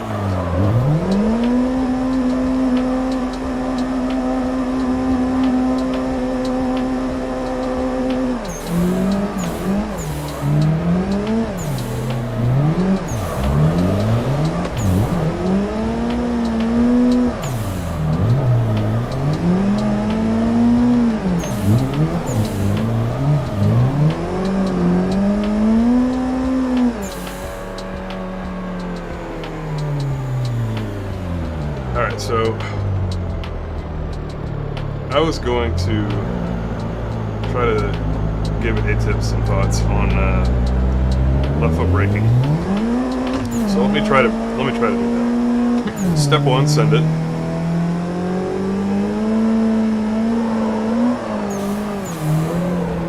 In this course, you need to use pretty heavy braking, go down to second. But after that, for me, left foot braking mostly lets me pinch the car in tighter. So when I poke onto the left foot brake, if I'm chasing in tandem, I'm going to use the left foot brake pretty gently. And if you use the left foot brake gently, the car basically stays on the same line, and it just goes slower. What's kind of cool is the harder you press the left foot brake, the more the car actually begins to turn in. It makes the car bite down. Turn it tighter, up until the point where you lock both fronts. If you lock both fronts, all of a sudden you just understeer it, the car goes like straight, it pushes straight in the direction that it's facing, not the direction that like it's traveling, and you just eat shit into the nearest, obstacle.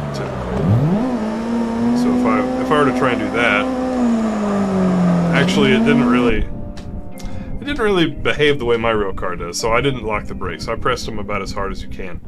But in that case, the car goes from like going around like this to just going like that. So if you're in tandem behind somebody, right? Like you're the 8.6 here, and so you're on the left foot brake going around. Counter steer down. There we go. You're on the left foot brake. Oh wait, I need to go to this camera. Here. So you're coming around. If you press the brake lightly, your car just slows down so that you don't get any closer to them. If you press the brake hard, your car actually pivots into a tighter arc, and that's what I use it a lot for as a solo driver now. In sim, I don't really do it too much IRL because I'm just way better at timing my transitions and like calculating how much angle to use. But in sim, I tend to transition a little bit too weak, and then I help drive into the more amount of angle that I want with either throttle or left foot brake. And last but not least, if you just mash the left foot brake, the tires lock up, the car slides in the direction the tires are facing, and you just go into the lead car, and it's really embarrassing. You don't want to do that. So that's kind of the verbal description I'll give for it. And then if we come on to the track and drive, then we'll be able to observe the first two incidents happening. I generally don't lock up the brakes, but if you get caught off guard, you can lock them up, and it's terrifying. Okay, A-Tip says, do you ever hold the left foot brake, or do you just tap it big toe style? No, I will hold it. If I'm using it to adjust my angle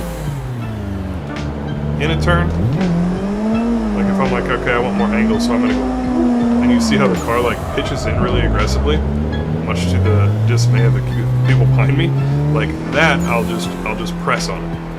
Because generally, if you do it more than just a little bit, you will turn in so much that you'll angle stall the car or like hit something. Like I don't need to make big corrections, but I'm just ready if I want to.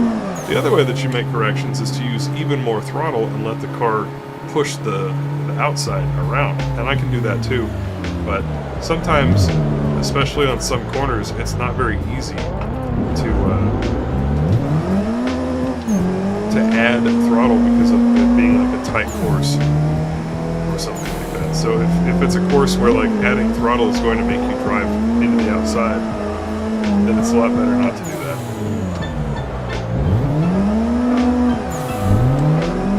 But yeah, if you're in tandem with somebody, you can just leave on the left foot brake. Like right there, I'm hella leaving it on. He basically stopped for a second. And I'm not like even locked in remotely, but I will definitely, not much, because you do have to be careful when you're in tandem. That's the point where you can ease onto more and more left foot brake, and then if you're not careful, you can lock the front tire, and that's where you're going to have your ultimate bad time. So I will, like, you're always balancing how much left foot brake you want to give, basically. If we started too early, we're just going to run with it. So we're going to pivot the car. I didn't really need left foot brake that time. And you can drive without it, of course. You just have to use throttle to push the car around, like take out counter steer, basically. So if I give the car gas and I don't give it any more counter steer, then it will pick up angle, and that causes your turning radius to get tighter. But because you're adding throttle, it sometimes pushes the car onto a wider arc than it would if you were adding brakes instead. Because it's essentially using throttle pushes the car around, which can make it push out. Using brakes pinches the car in, so it tends to do so on a tighter arc.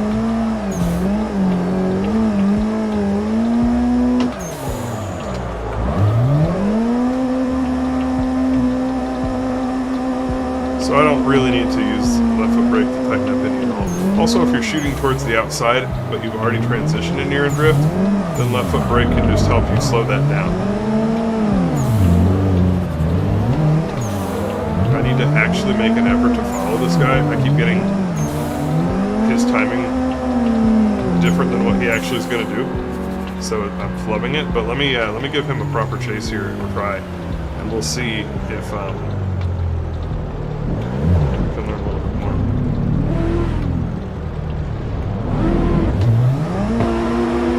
Or we'll try with Doomy. It really doesn't matter who. But then you can kind of watch my pedal cam. Well, I read that wrong. Doomy entered with a deceleration-based technique, and I always enter with an acceleration-based technique. Sorry. No Punterino. Respect to Jimmy.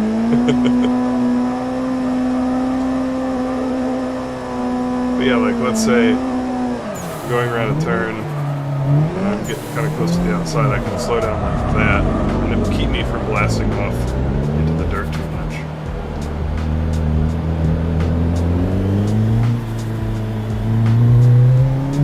Not hold but drag the left foot brake. I'll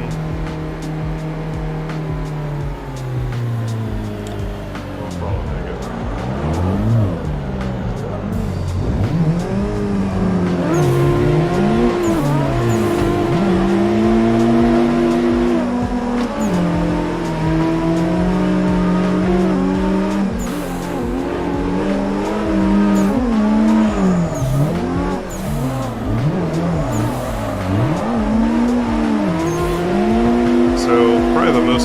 Tip I can give about left foot braking.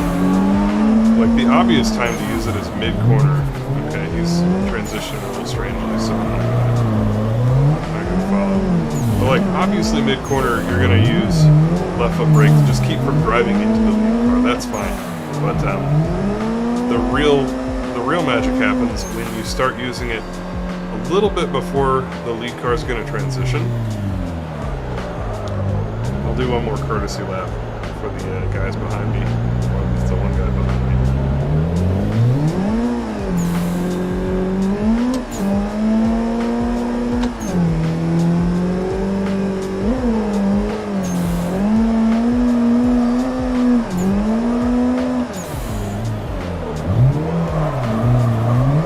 See there, I was using left foot braking pretty aggressively to control how close I was getting to that gravel so that I didn't go off.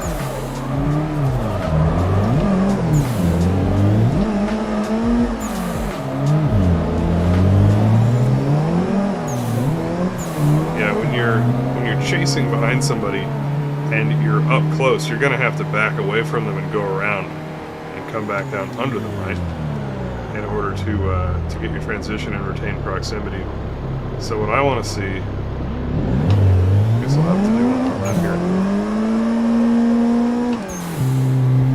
What you really want to do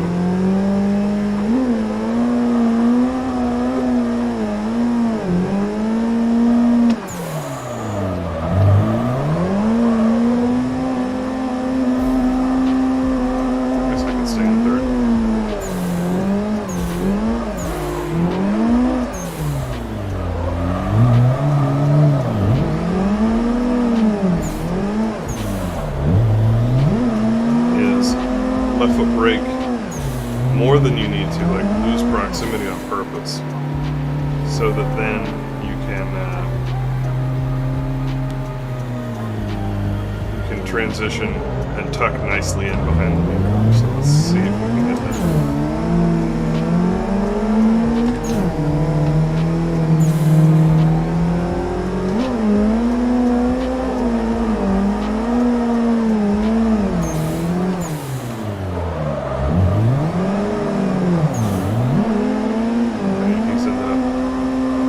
So, kind of a moot point.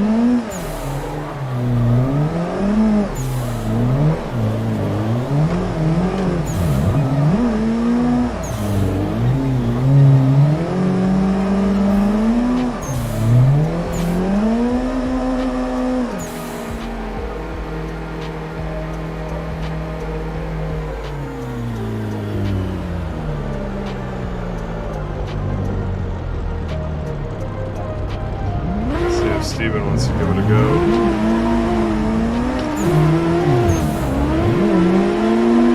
Thank you, Ethan. yeah, like, I mean, I need to make a video on all this crap, but like, it's just so much more productive to be able to demonstrate it and talk about it live. Oh god.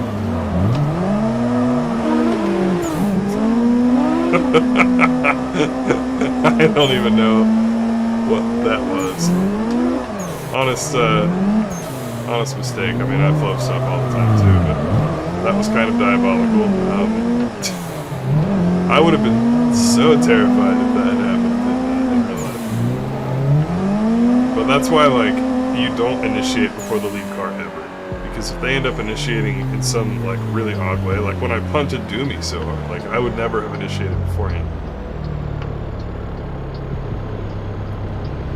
Yeah, and then, like, most people, honestly, they're great drivers are kind of terrible at articulating what they're actually doing into words anyway. Like, that's a whole different skill set. Let's see, finally, if we can get a chase run here with no fingerprints. And I think, well, I don't think we're set up for success at all, but we'll see. Nope, we're not. Maybe by the end of the track you'll be able to see it. This is like the worst track for it.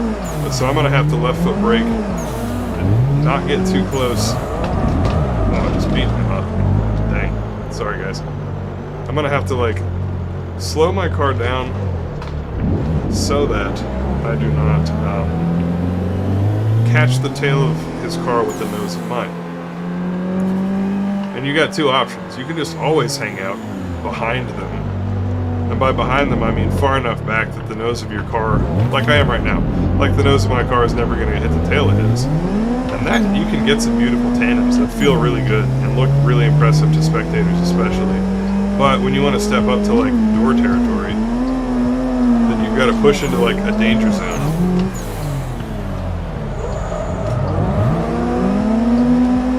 And get out of it before he's going to transition. So let's push in a little bit.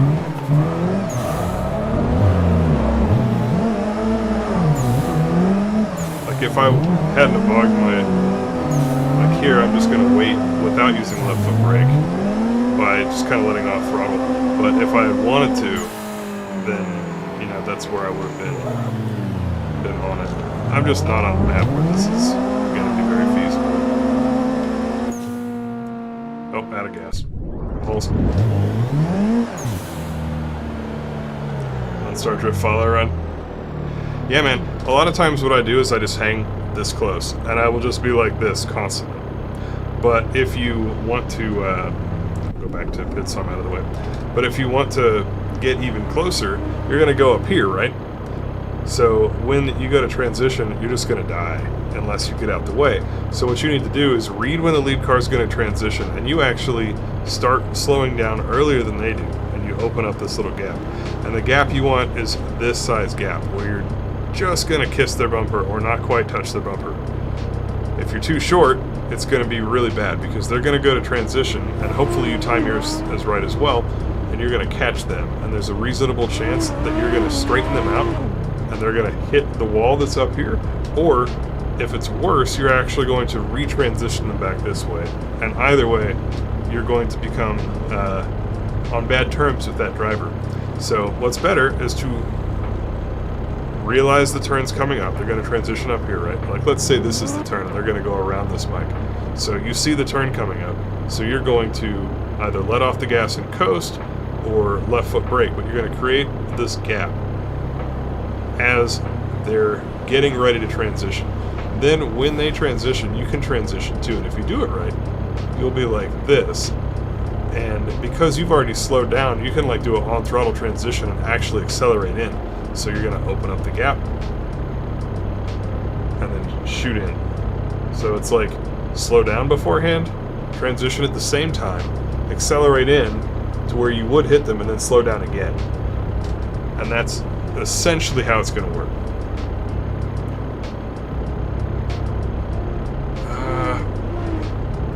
Let's see. I'm really curious if I can, like, I'm just not so confident I'm going to get a really decent follow here for that sort of driving.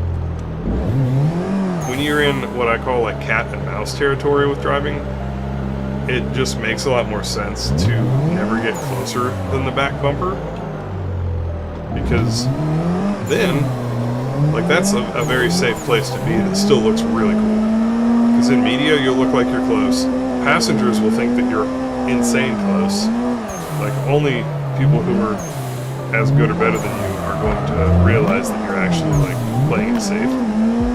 And it's quite exhilarating still, because the skill of being able to be right here on that transition where it's nose to tail and you're not actually hitting, like, it also lets you practice that, which is great.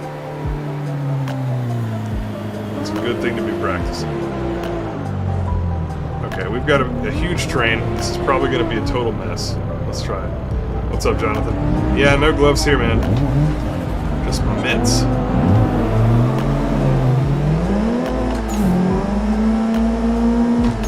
The benefit to a big train is that usually people go slow on the back of it. But it could also mean that things are going to get really ugly right up here.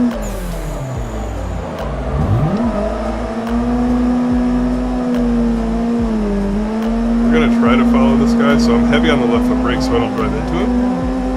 We're going to transition. We're going to dive in too fast, and we killed him. So this is just not a course where it's easy to do that. Let's come back to Content Manager. I'm going to be a scumbag and see where else I can go drive.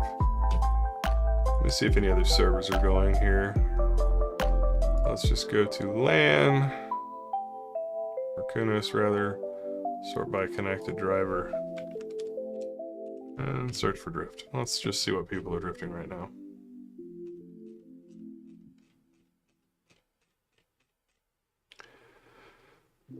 What are you guys running?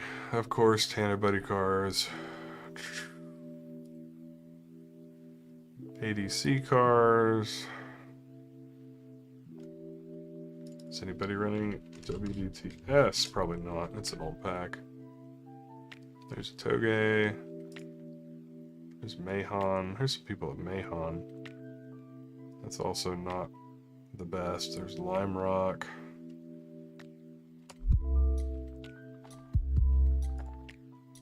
I doubt that I'll get in, but we'll just see. Oh, that's true. There is Drift Playground. I don't really feel like actually booting up my server. Like, I'm legit trying to go to sleep. But I just am, like, a little aggravated that I didn't have the ability to demonstrate what I was trying to talk about very well.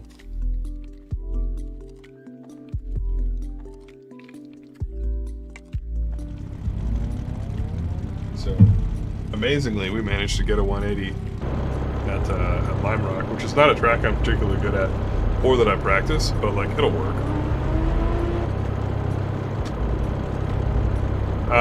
A-tip, yes, you'd be on left foot brake most of the time. You can also just use less throttle, and as long as your sense for how to, like, drift your car without, like, making a transition by accident, you'll be fine. You think the track is different than mine? I mean, I guess we'll see. Good to know. Hey, what's up, Pella? Good to see you. Happy Friday.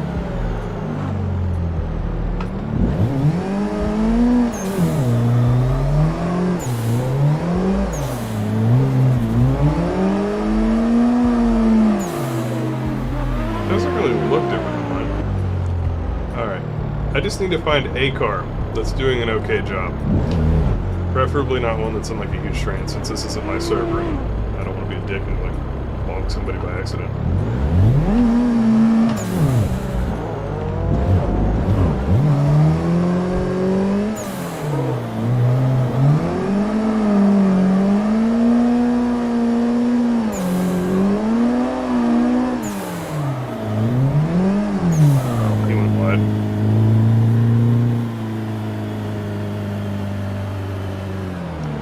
Drift Playground. Yeah, that's fair. That's fair. I think I want to chase after this black S15, because this guy looks like he's doing good.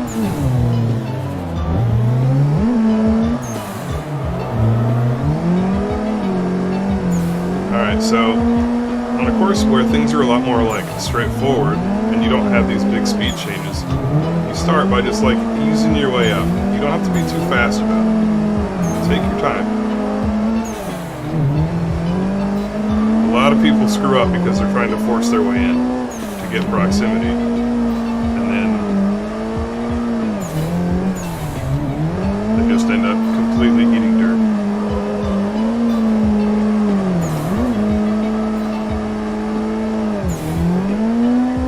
I don't remember this part of the track, and I've not got anybody to follow.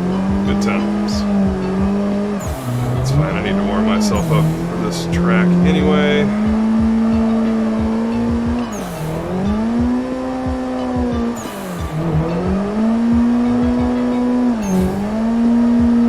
So I'm covering left foot brake without actually using it there.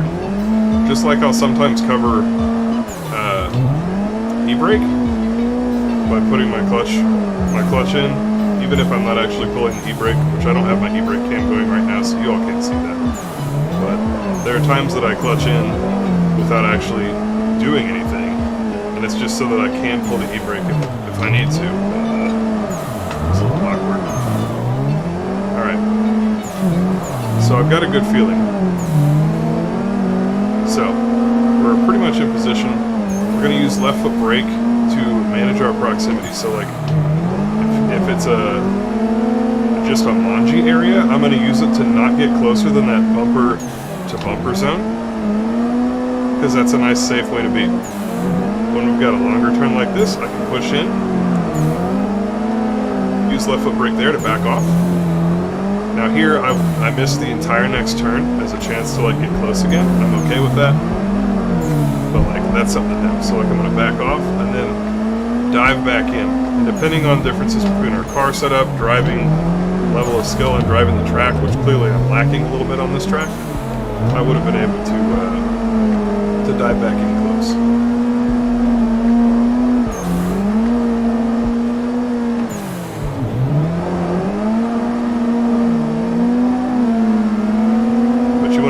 Transition to be roughly the same as the lead car.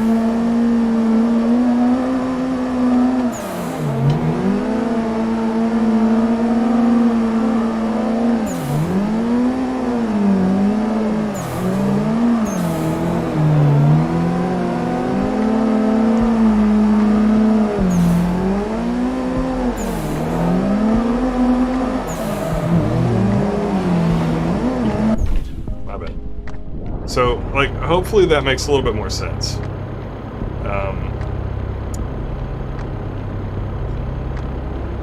Hey, Tip, I assume you're still watching, but hopefully that makes a bit more sense, where even if I could get super close all the time, if I know that there's going to be, like, one of these little manjis, rather than doing all of the extreme work of, like, trying to get out here, dive in here just to get out again, if I know it's going to be like a pop, pop, and then onto a longer turn, this like portion here, the little boop boop, I'm just gonna skip it. I'm gonna hang out back here and I'm just gonna go wonk wonk and then try to dive in.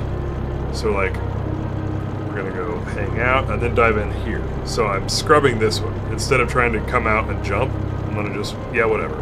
And focus all of my attention, even if it means that I'm like losing proximity for this one, I'm gonna focus all my attention on being able to like boomerang back for the next long turn.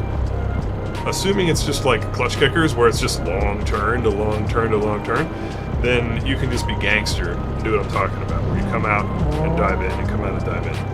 But you kind of determine the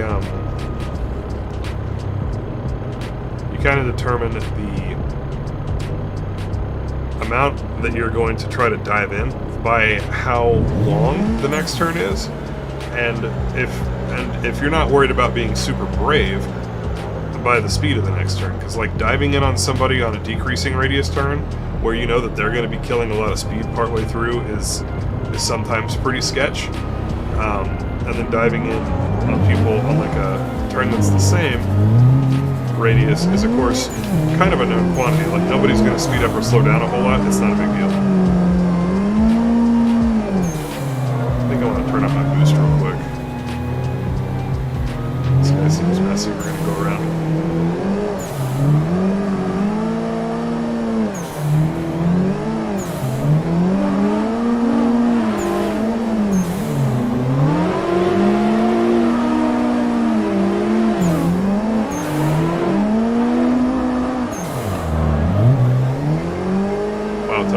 balance is a beautiful thing. So we're rolling. We're just going to slowly work on creeping up. We're going to do that by transitioning early.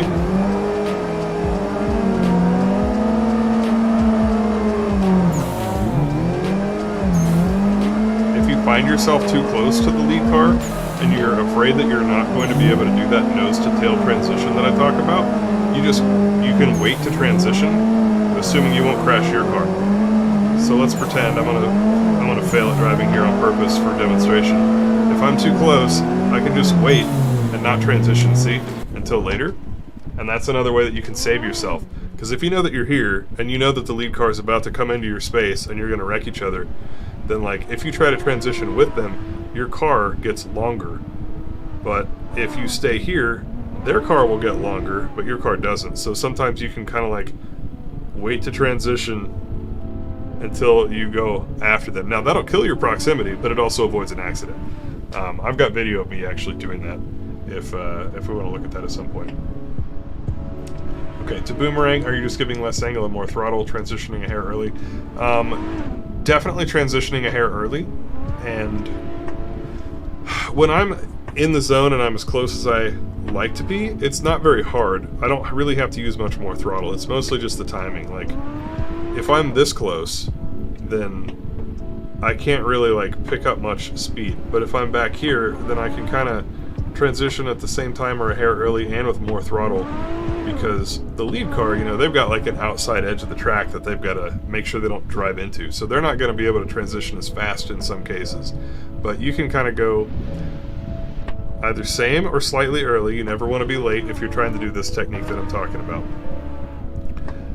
And it may also be in terms of how quick you whip your transition. So if you spend more time in your transition, like focus down on this hand, if you spend more time facing straight, because you don't like just go boom to gangster angle, because if you transition really fast, you're like quite far back, and then you can't really do a whole lot about it. But I actually come in a little shallow, so even if you transition at the same time, if you stay straight a bit longer, then you can drive up to the lead car. And like, you're definitely in drift. It's not like pussy, wimpy, low angle. It's a good amount of angle, but like, you can just be straight for a hair longer, and then left foot brake into angle using that little whoop, whoop, breathing onto the left foot brake technique that I was describing on North Course, where when you just press the brake a bit, the car will pick up more angle. So what I do is I drive at their door relative to, like, instead of trying to match their angle, I'm a little late on matching their angle, but I'm early on the transition, so that lets me like do this basically, and then I will left foot brake into the angle that I want when I've actually driven up to them. Yep, little 8.6 by the monitor there.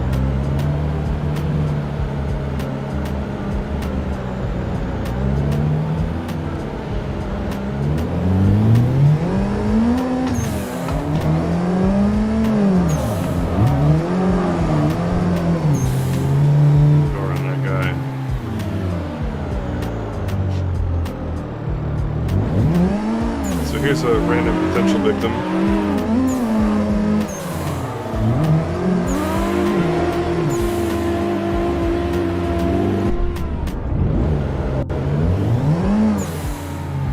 Yeah, so, I mean, as far as learning left foot brake, I actually think you should practice solo.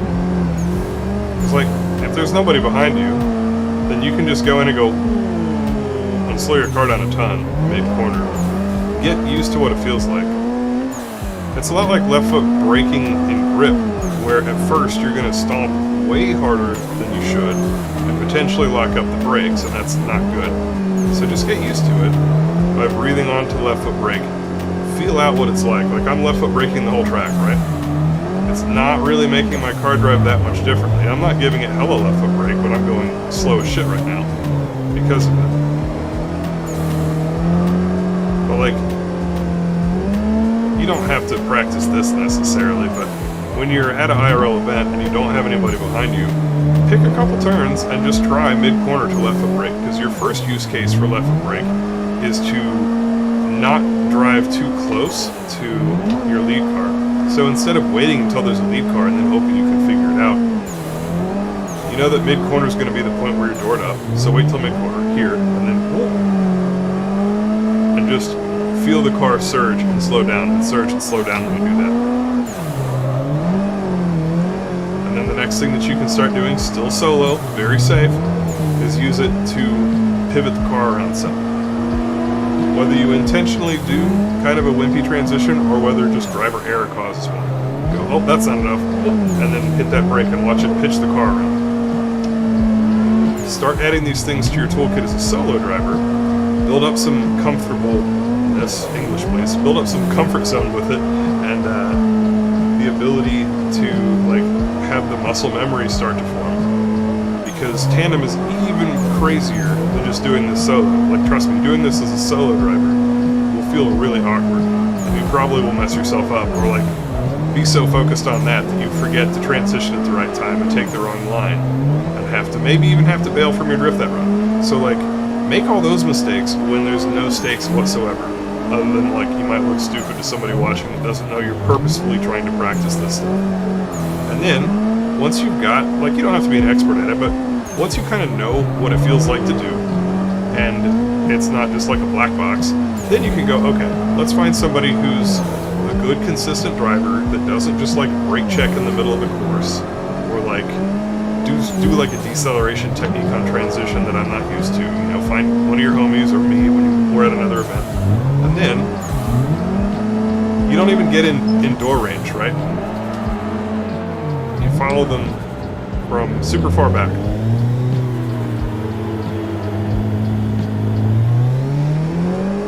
Follow them from a couple car lengths away, like the distance that you already drive at Final Bout and Lone Star. And don't try to get any closer, but like if you start to get closer, just left foot brake a little bit. And use it to control your proximity when you're not even at proximity. Like, we're not here, we're not in this like nose to tail zone, we're like half or a full car length back from that. We're like back here. And if you start to surge on them for any reason, just left foot brake. Just hold yourself back. And again, you're essentially like low pressure, low risk environment. You are building up those skills and building up that understanding of what to do and how to do it, and making sure that you kind of have a comfort zone. It's so important. Because figuring this shit out when you're like actually needing to decelerate to keep from hitting the lead car, that's a terrible time to figure this stuff out. Like, ultimately there is a make it or break it point where you do just have to try it.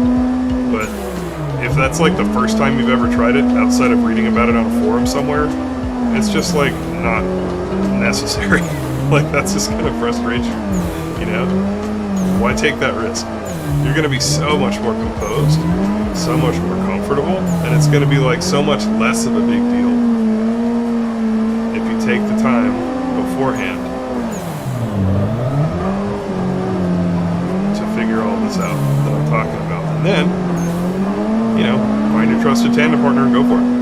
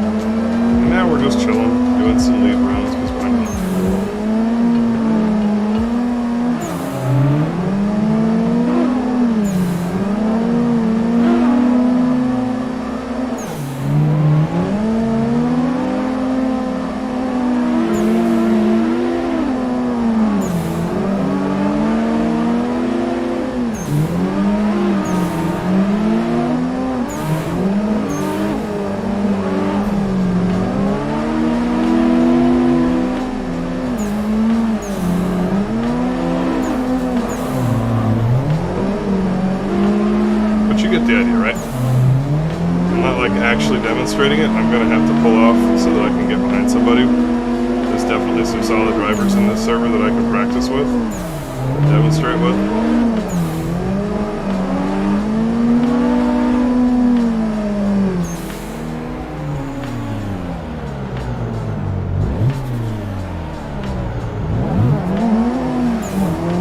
Mr. Tandem Slides was excellent to follow. Let's try it. Alright. So, running narrative here. We're going to attempt to dodge game over. It's not going to work. We're going to have to go around. Okay, we've gone around. Now, we're going to work on climbing back up. Basically, we're going to cut the track a little bit.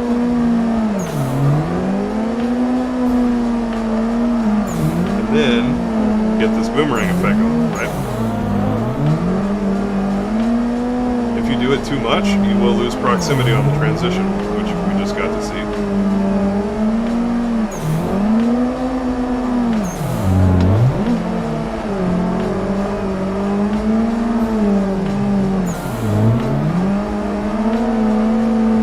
But otherwise, like, this is way closer than most people drive in real life anyway. Like, a handful of people are better than this, but plenty of people aren't. So you don't really have to stress over getting much closer. Here we're essentially living in a pretty massive comfort zone. Pretty heavy left foot brake. My foot actually starts to hurt when I'm tandeming with good people because of how much I have to left foot brake.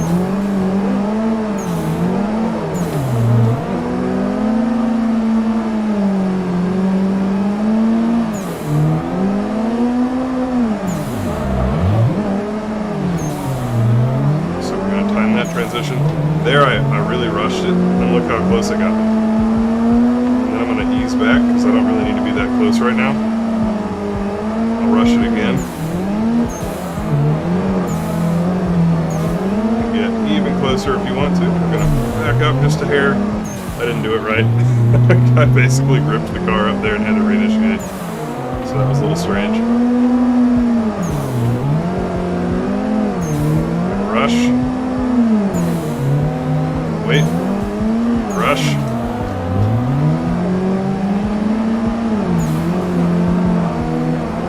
Rush.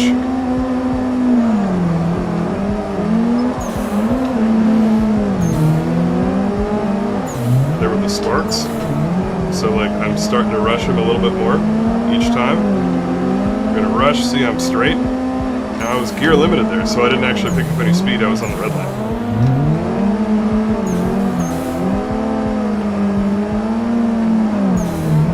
Late transition here, so I'm just not even going to bother. I'm just going to get queued up, blast in, adjust with e-brake, and left foot brake out. Proper timing again, or at least acceptable timing, maybe not the best. But you kind of see how I'm doing this. We're easing back, biding our time, jumping in. Ripped up. Whew. That is kind of a workout, especially with, like, people who I've literally never driven with before. But, you know, you get the idea.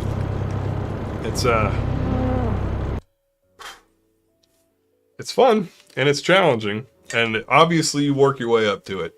Because if you're just hanging out where I was, and, like, I'm not trying to brag or anything, there's a lot more that I'm learning every time. But if you're as close as I was, and you don't have that level of experience and comfort with adjusting your car's position in funky ways, then you're gonna probably have a bad time. So work your way up to it. Take all the time that you need. Take a whole year, and don't even try to get closer than a certain amount if you want to. You know, like, it'll happen. You'll find the right combination of a really good driver who's got kind of a slow car.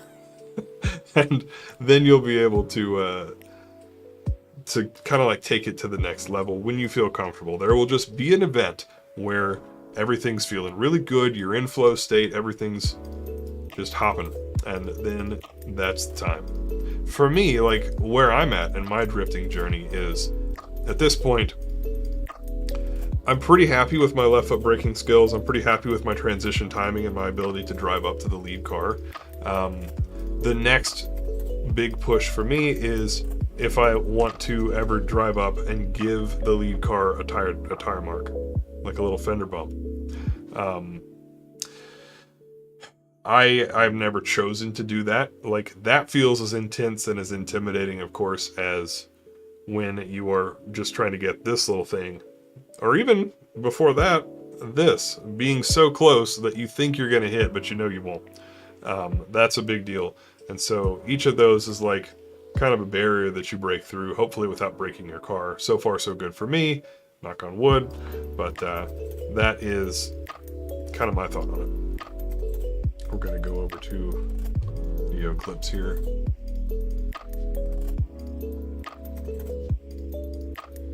Yeah, man, you'll have time for sure. I'm stoked for you, and like, I'm happy to be sharing all that I can.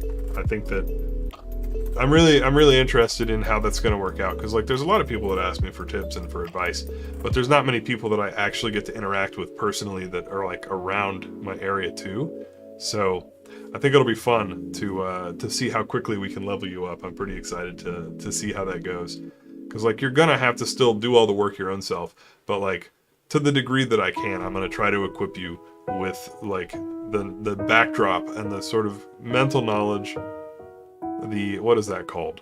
The objective knowledge, and then it's up to you to convert that into subjective knowledge where you actually know how and when to apply it. But I think it's gonna go well. I'm excited.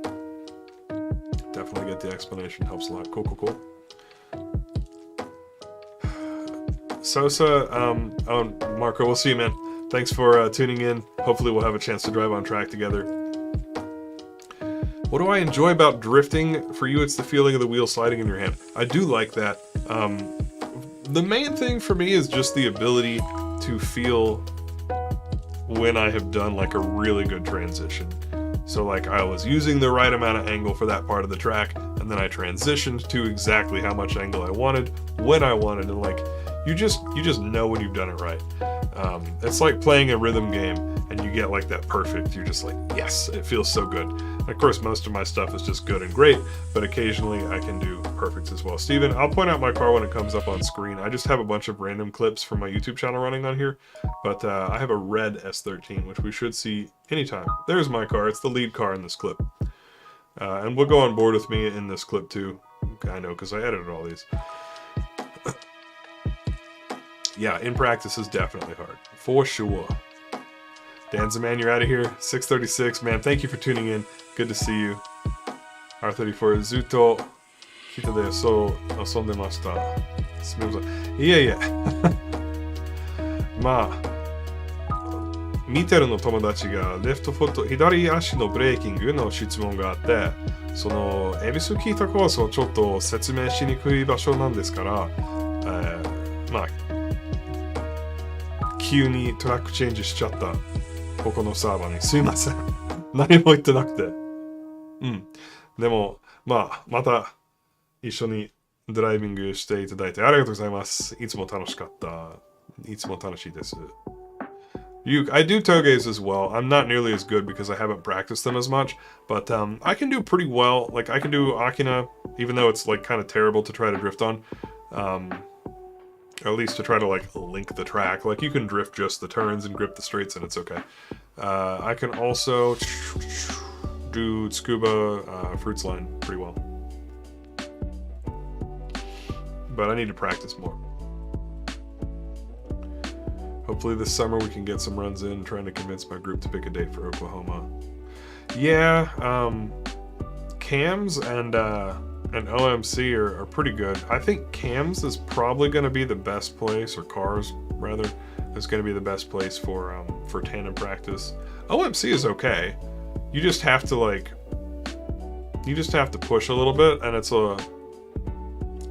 honestly it's fine to tandem at OMC. What's not fine is it's just a hard track to drive. It's like objectively challenging for the lead car.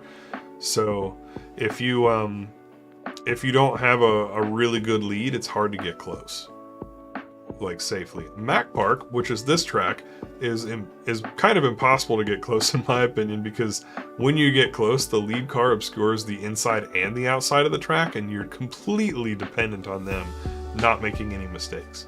So it's kind of rough. Thrustmaster wheels. Here is my general thoughts. I've got it bound to a button for chat. So, Steven, I drive mostly in Oklahoma at the moment. I have driven in, gosh, Kentucky, Ohio, Texas, Kansas, Oklahoma. I've been to events in Virginia. I've been to events in Japan. So a fair bit, but I live in Oklahoma right now, so that's the main place I go.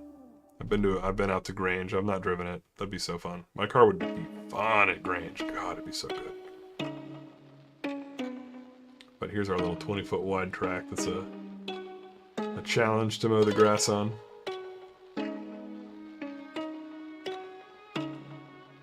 There's Grange with the Utah boys.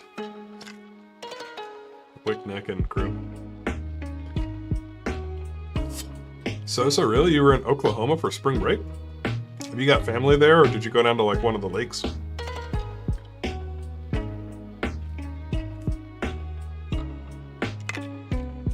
I would honestly say a T300 is the vehicle that, or the wheel that you need to look at from Thrustmaster.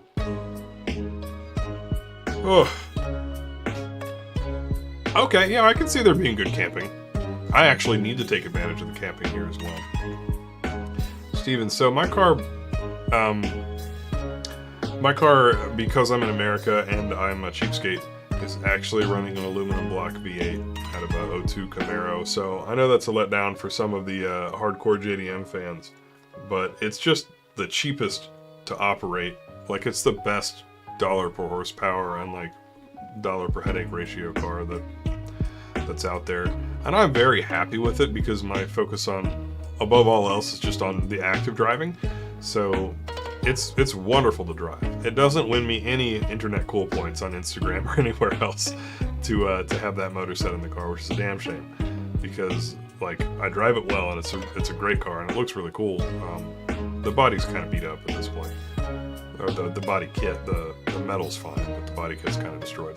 But you know, one of these days I'll do something that's a little bit more popular online, I guess. New York Safety Track. I don't think I'm familiar with the New York Safety Track, but it'd be cool to check it out. I would love to come up. I do have a truck and trailer now, so it's possible. New York's a haul, though. That'd be like 2 days of driving, probably. But it would be fun.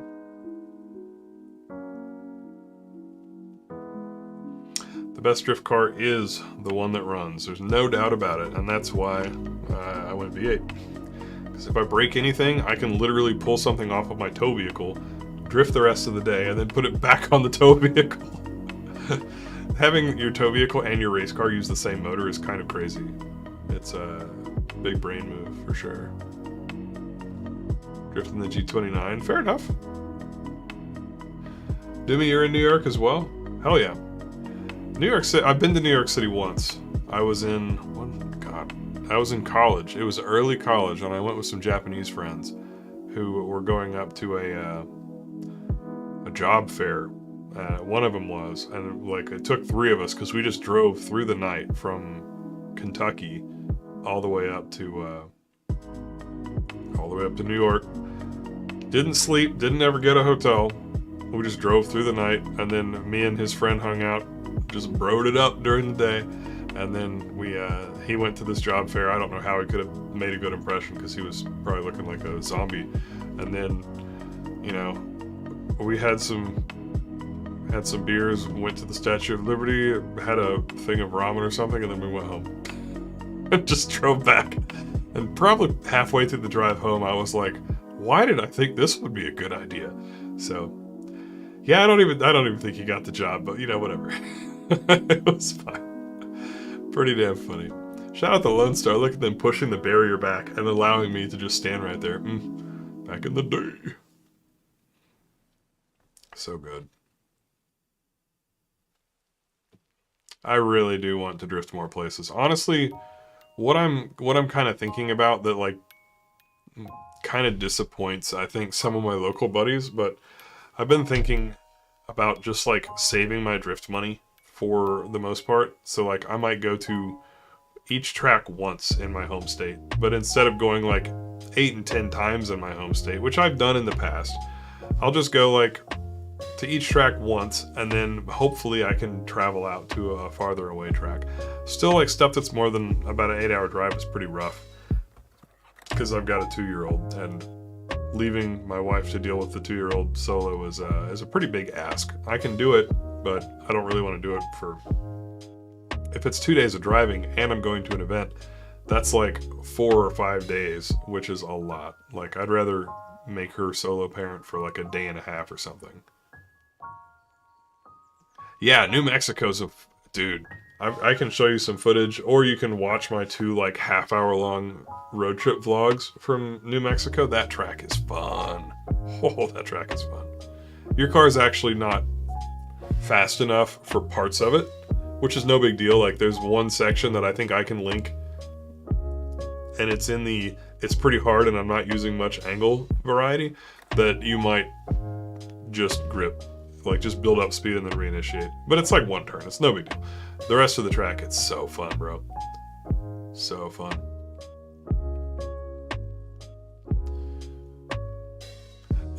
It's a mix. So, if you... Hey, thanks, Sos. I appreciate the super chat. I appreciate that. Cool mountains in upstate New York. I believe it. So, it's not high speed for the most part, but the track there is, oh god, no, it's definitely a second, third gear track. But, like in Assetto, a lot of what I do, and in Oklahoma, a lot of what I do, is second gear entry, second gear track, or third gear entry, second gear track. And New Mexico's track is, from my car, like, third gear entry, second gear most of the track, and then a third gear section kind of towards the end again. So you actually do use third and second and then back up to third again. Whereas usually the tracks that I'm used to up here, as soon as you shift down to second, you're just motoring in second the rest of the time. So it's faster, but definitely not fourth gear fast. I mean, I have done street drifting. I think a lot of people probably have. I don't really do any street drifting these days. I certainly could, and like I would if it was for like a video and there, like, if it was legal, basically, if I wasn't going to endure any imperial entanglements, as it were. I don't really street drift, and I'm not just saying that. I legit like don't really do that stuff anymore unless it's for a video or something. It's just not worth the risk for, like, my license and everything else. I don't mind a drift in challenging quarters like that. Like, this is a track that's as hard or harder than toge and street drifting. But, it's nice in the sense that it's not got any blind corners. In a proper toge where there's, like, mountains, you wouldn't be able to see the apex or see around the turn any. So that makes it a 10 easier. But in terms of, like, how much room you've got to work with and everything, it's fine. So, like, obviously I can. I don't. There's a lot of good events and venues around me, so it's not a big deal.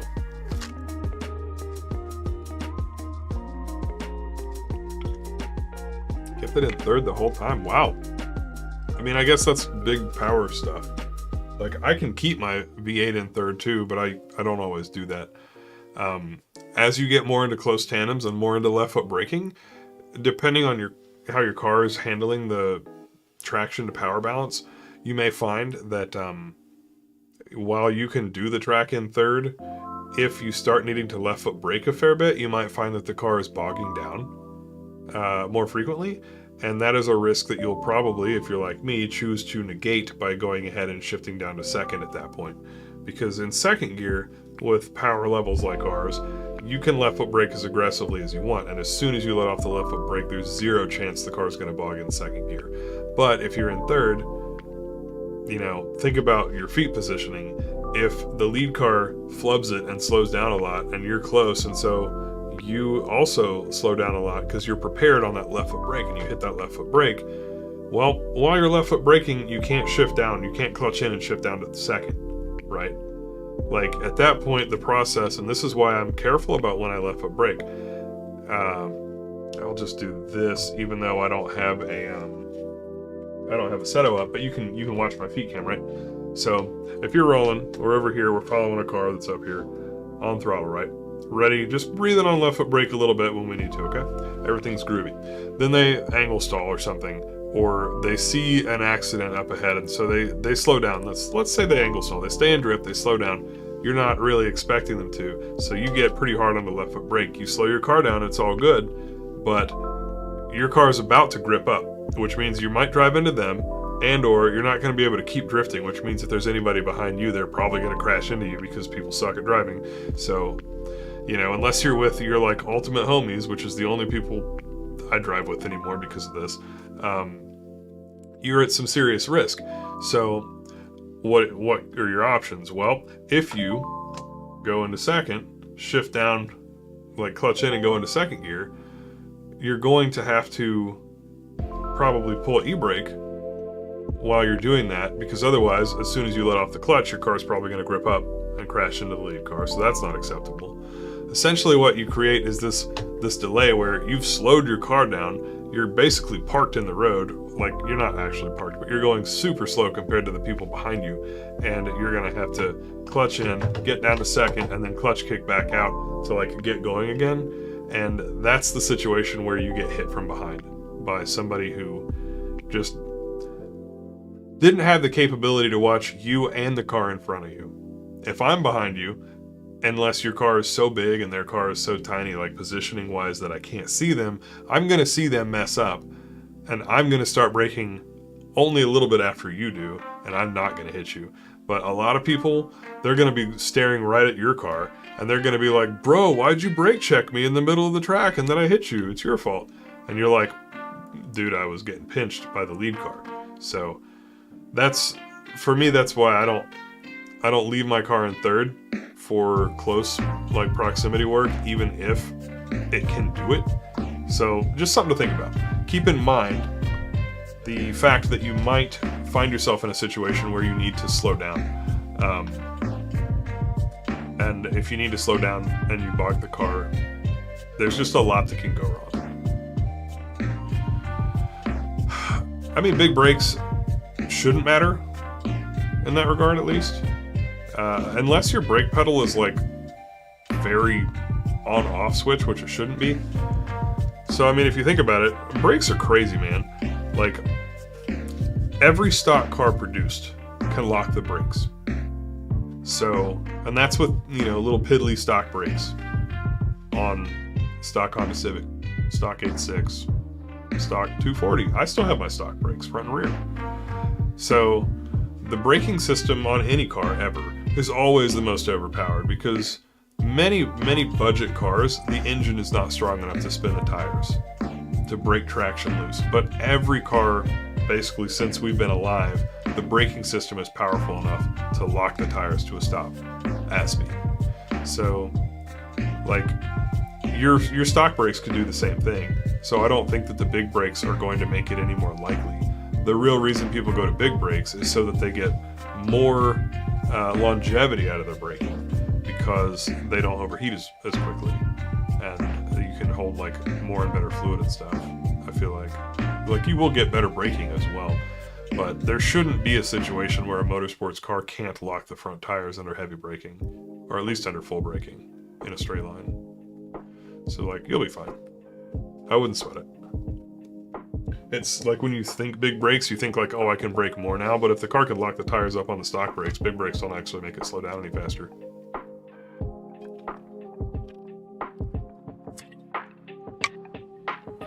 Steve, I started drifting I linked my first turn in 2003. On the street. Probably. I don't remember. The first documented thing was 2003 at a track in Pennsylvania. Beaver Run, I think it was called. Well, no, it wasn't a track, it was a skid pad. But long time ago, like 17 plus years.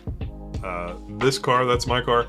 I've been drifting that exact car since I started drifting. Like, I've never binned it. I've dented it a couple times. But No real street drifting in Oklahoma. This is not my home state. Excuse me. This is Fielding Shredder driving. So, that's fun. I've ridden with Fielding at this track in his S14, or like the hyperdrive car, if you only got to know him through hyperdrive. Fun times. But yeah, if there's any questions I can help with, Steven, feel free to DM me on Discord or something, or like if you just want to shoot the shit, like, all good. Otherwise, we'll see you all in the Discord, as always. Yep, happy to share. Feel like I'm starting to look kind of glassy-eyed. I'm getting tired. But like, I never stay up because I feel like I have to. I'm enjoying our conversation. Very good stuff. So, dude, I wish. The most horsepower car that I've ever done motorsports in was, I think, Impreza STI that had like 450 wheel, and it was a grip racing that I was doing in it, which was super fun. But as far as drifting, the most power that I've probably drifted is like 350 wheel. Not much. My car makes 308, so tons for like anything you might see at like final bout type stuff, like plenty of power for that. But I haven't gotten to drive any of the super fast cars. I really would love to, and I know several like FD drivers. I'd love to get to try an FD car, even if it was not on FD tires. I'm sure that if it was on the tires I'm used to, that 1,000 horsepower wouldn't feel any different. Like, I would just use less throttle and I would drive the exact same. But if I got to drive one that actually had its gripped up tune, that would be, I would treat that with a ton of respect, and I would treat that very carefully. I'm sure I could do it, but I'm really curious to think about, like, if the car doesn't float any because it's in kill mode and it's like maximum grip, maximum performance, and that's why it needs 1,000 horsepower to drift, whereas my car can drift on 300, you know. It'd be very interesting to see how you change your driving. I think left foot brake, for a tip for what I was talking about, to like pull the car in tighter, and also sort of like how I described tandeming, where you kind of like dart in on people. I think you probably do that in general as a solo or lead driver with a FD style pro car. Meaning, like in my drift car, if I want to do a transition and I'm not trying to really hustle the car, I'll just coast. And I think in a pro car, if you coast for very long, the car will grip up surprisingly quick. So you prevent it from doing that by staying on throttle. And if staying on throttle is going to make you drive off the track, then as you come around here, you're going to left foot brake on the transition to pinch the car in. But all of those things are going to keep the rear traction broken so that the car will drive the way that you want. Lots more knife edge. I think you're probably not allowed to coast much at all, unless of course you're pulling the e-brake at the same time. It'd be something I'd really love to feel what those cars feel like.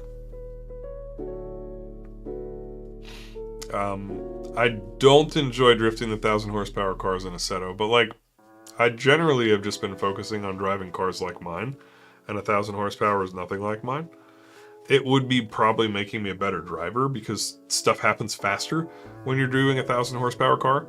And so then ideally when you go back to your own 300 horsepower, like Matsuri final bout style car, all of a sudden the whole experience is bullet time, and that should make me a better driver.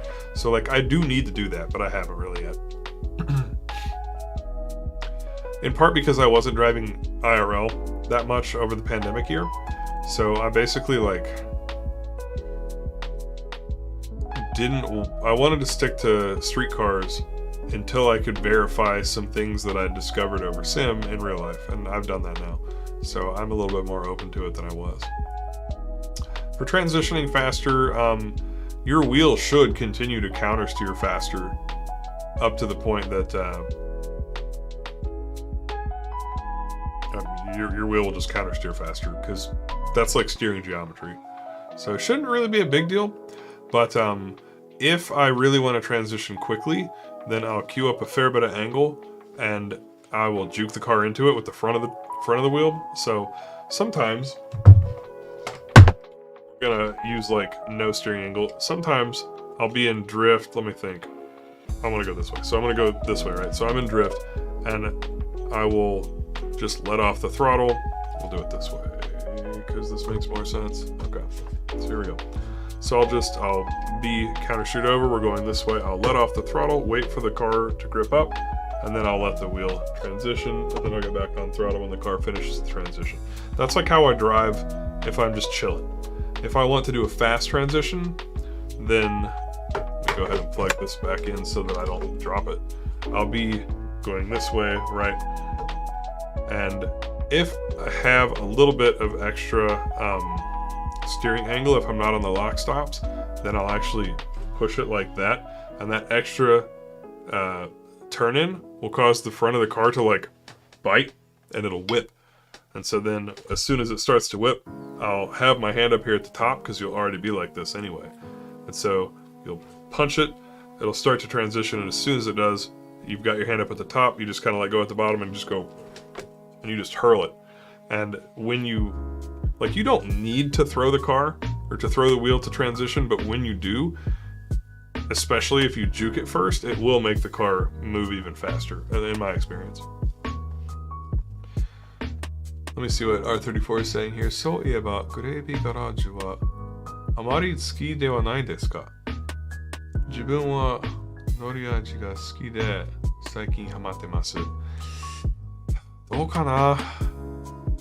グレービーの方は正直はよく、運転してないんですけど、多分、先月ダウンロードして、まあ、友達が、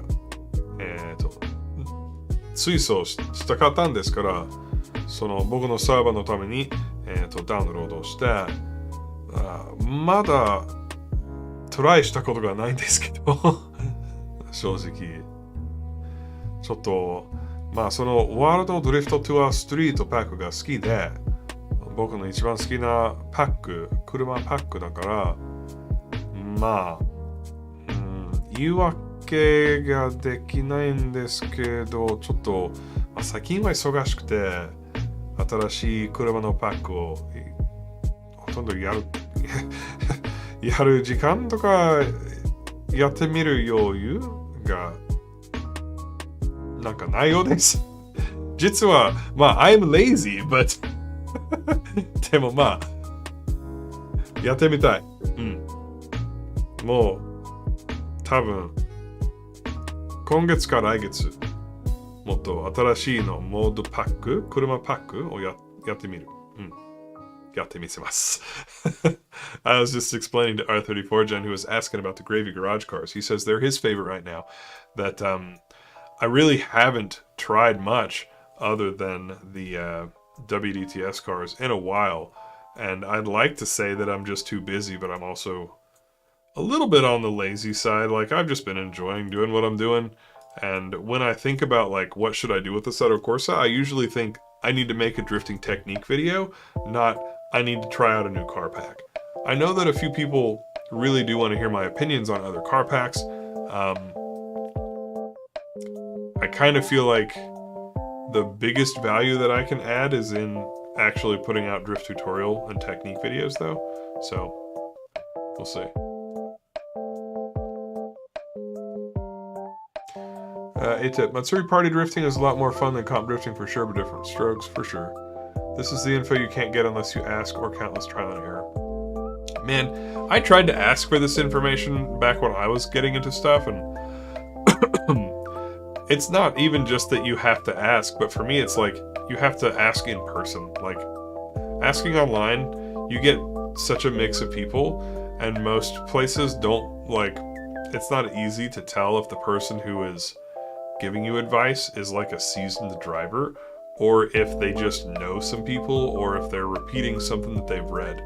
And so it's really easy to end up with people telling you stuff that, like, again, is not subjective knowledge, it's objective knowledge. And they don't, frankly, they don't know what they're talking about. And unfortunately, you're kind of screwed if somebody who doesn't know what they're talking about is giving you good information or terrible information, because like they can't give you any nuance, they can't give you any context.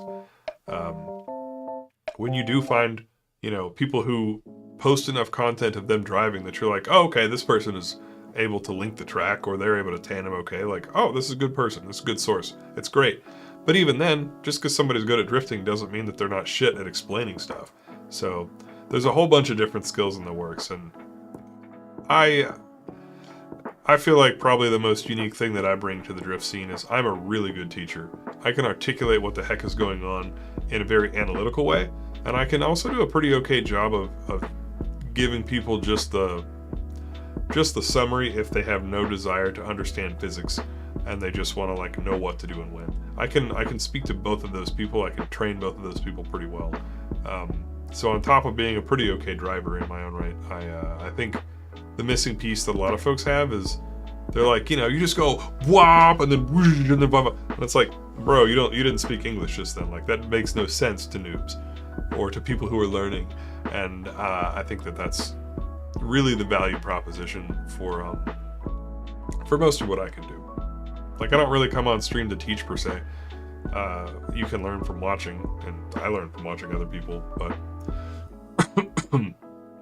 definitely I enjoy it. I enjoy understanding how stuff works, and I enjoy sharing that understanding with other people.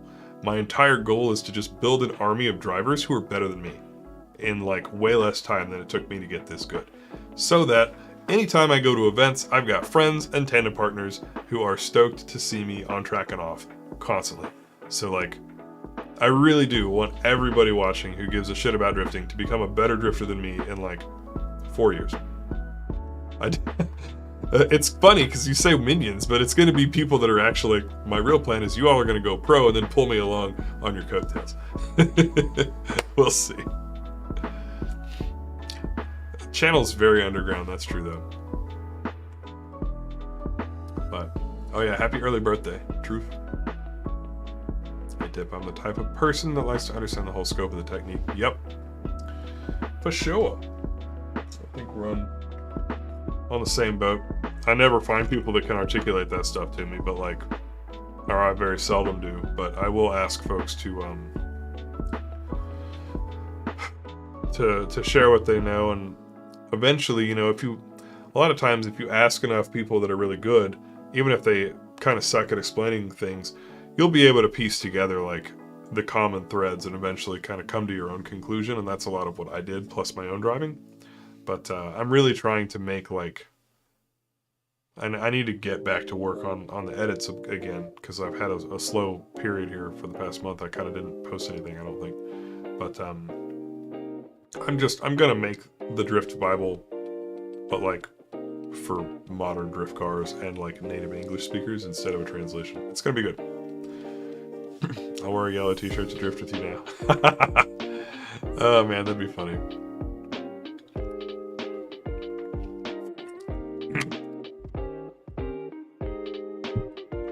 Alright crew, that is all I've got. It is 12:08 a.m. my time, it's midnight. I am ready to wind down for a little bit, and I just want to thank everybody for being here. I would be awfully lonely streaming to no viewers, so even if there's only 20 or 30 folks, like y'all who are staying till the end are very interested in what I have to say, and hopefully you're getting a lot of value, you're learning a lot and having a good time. So I appreciate you hanging out with me, making my Friday night a little bit more fun, and I hope that we will see you again next week. So, as always, take it easy and have a wonderful weekend. Peace.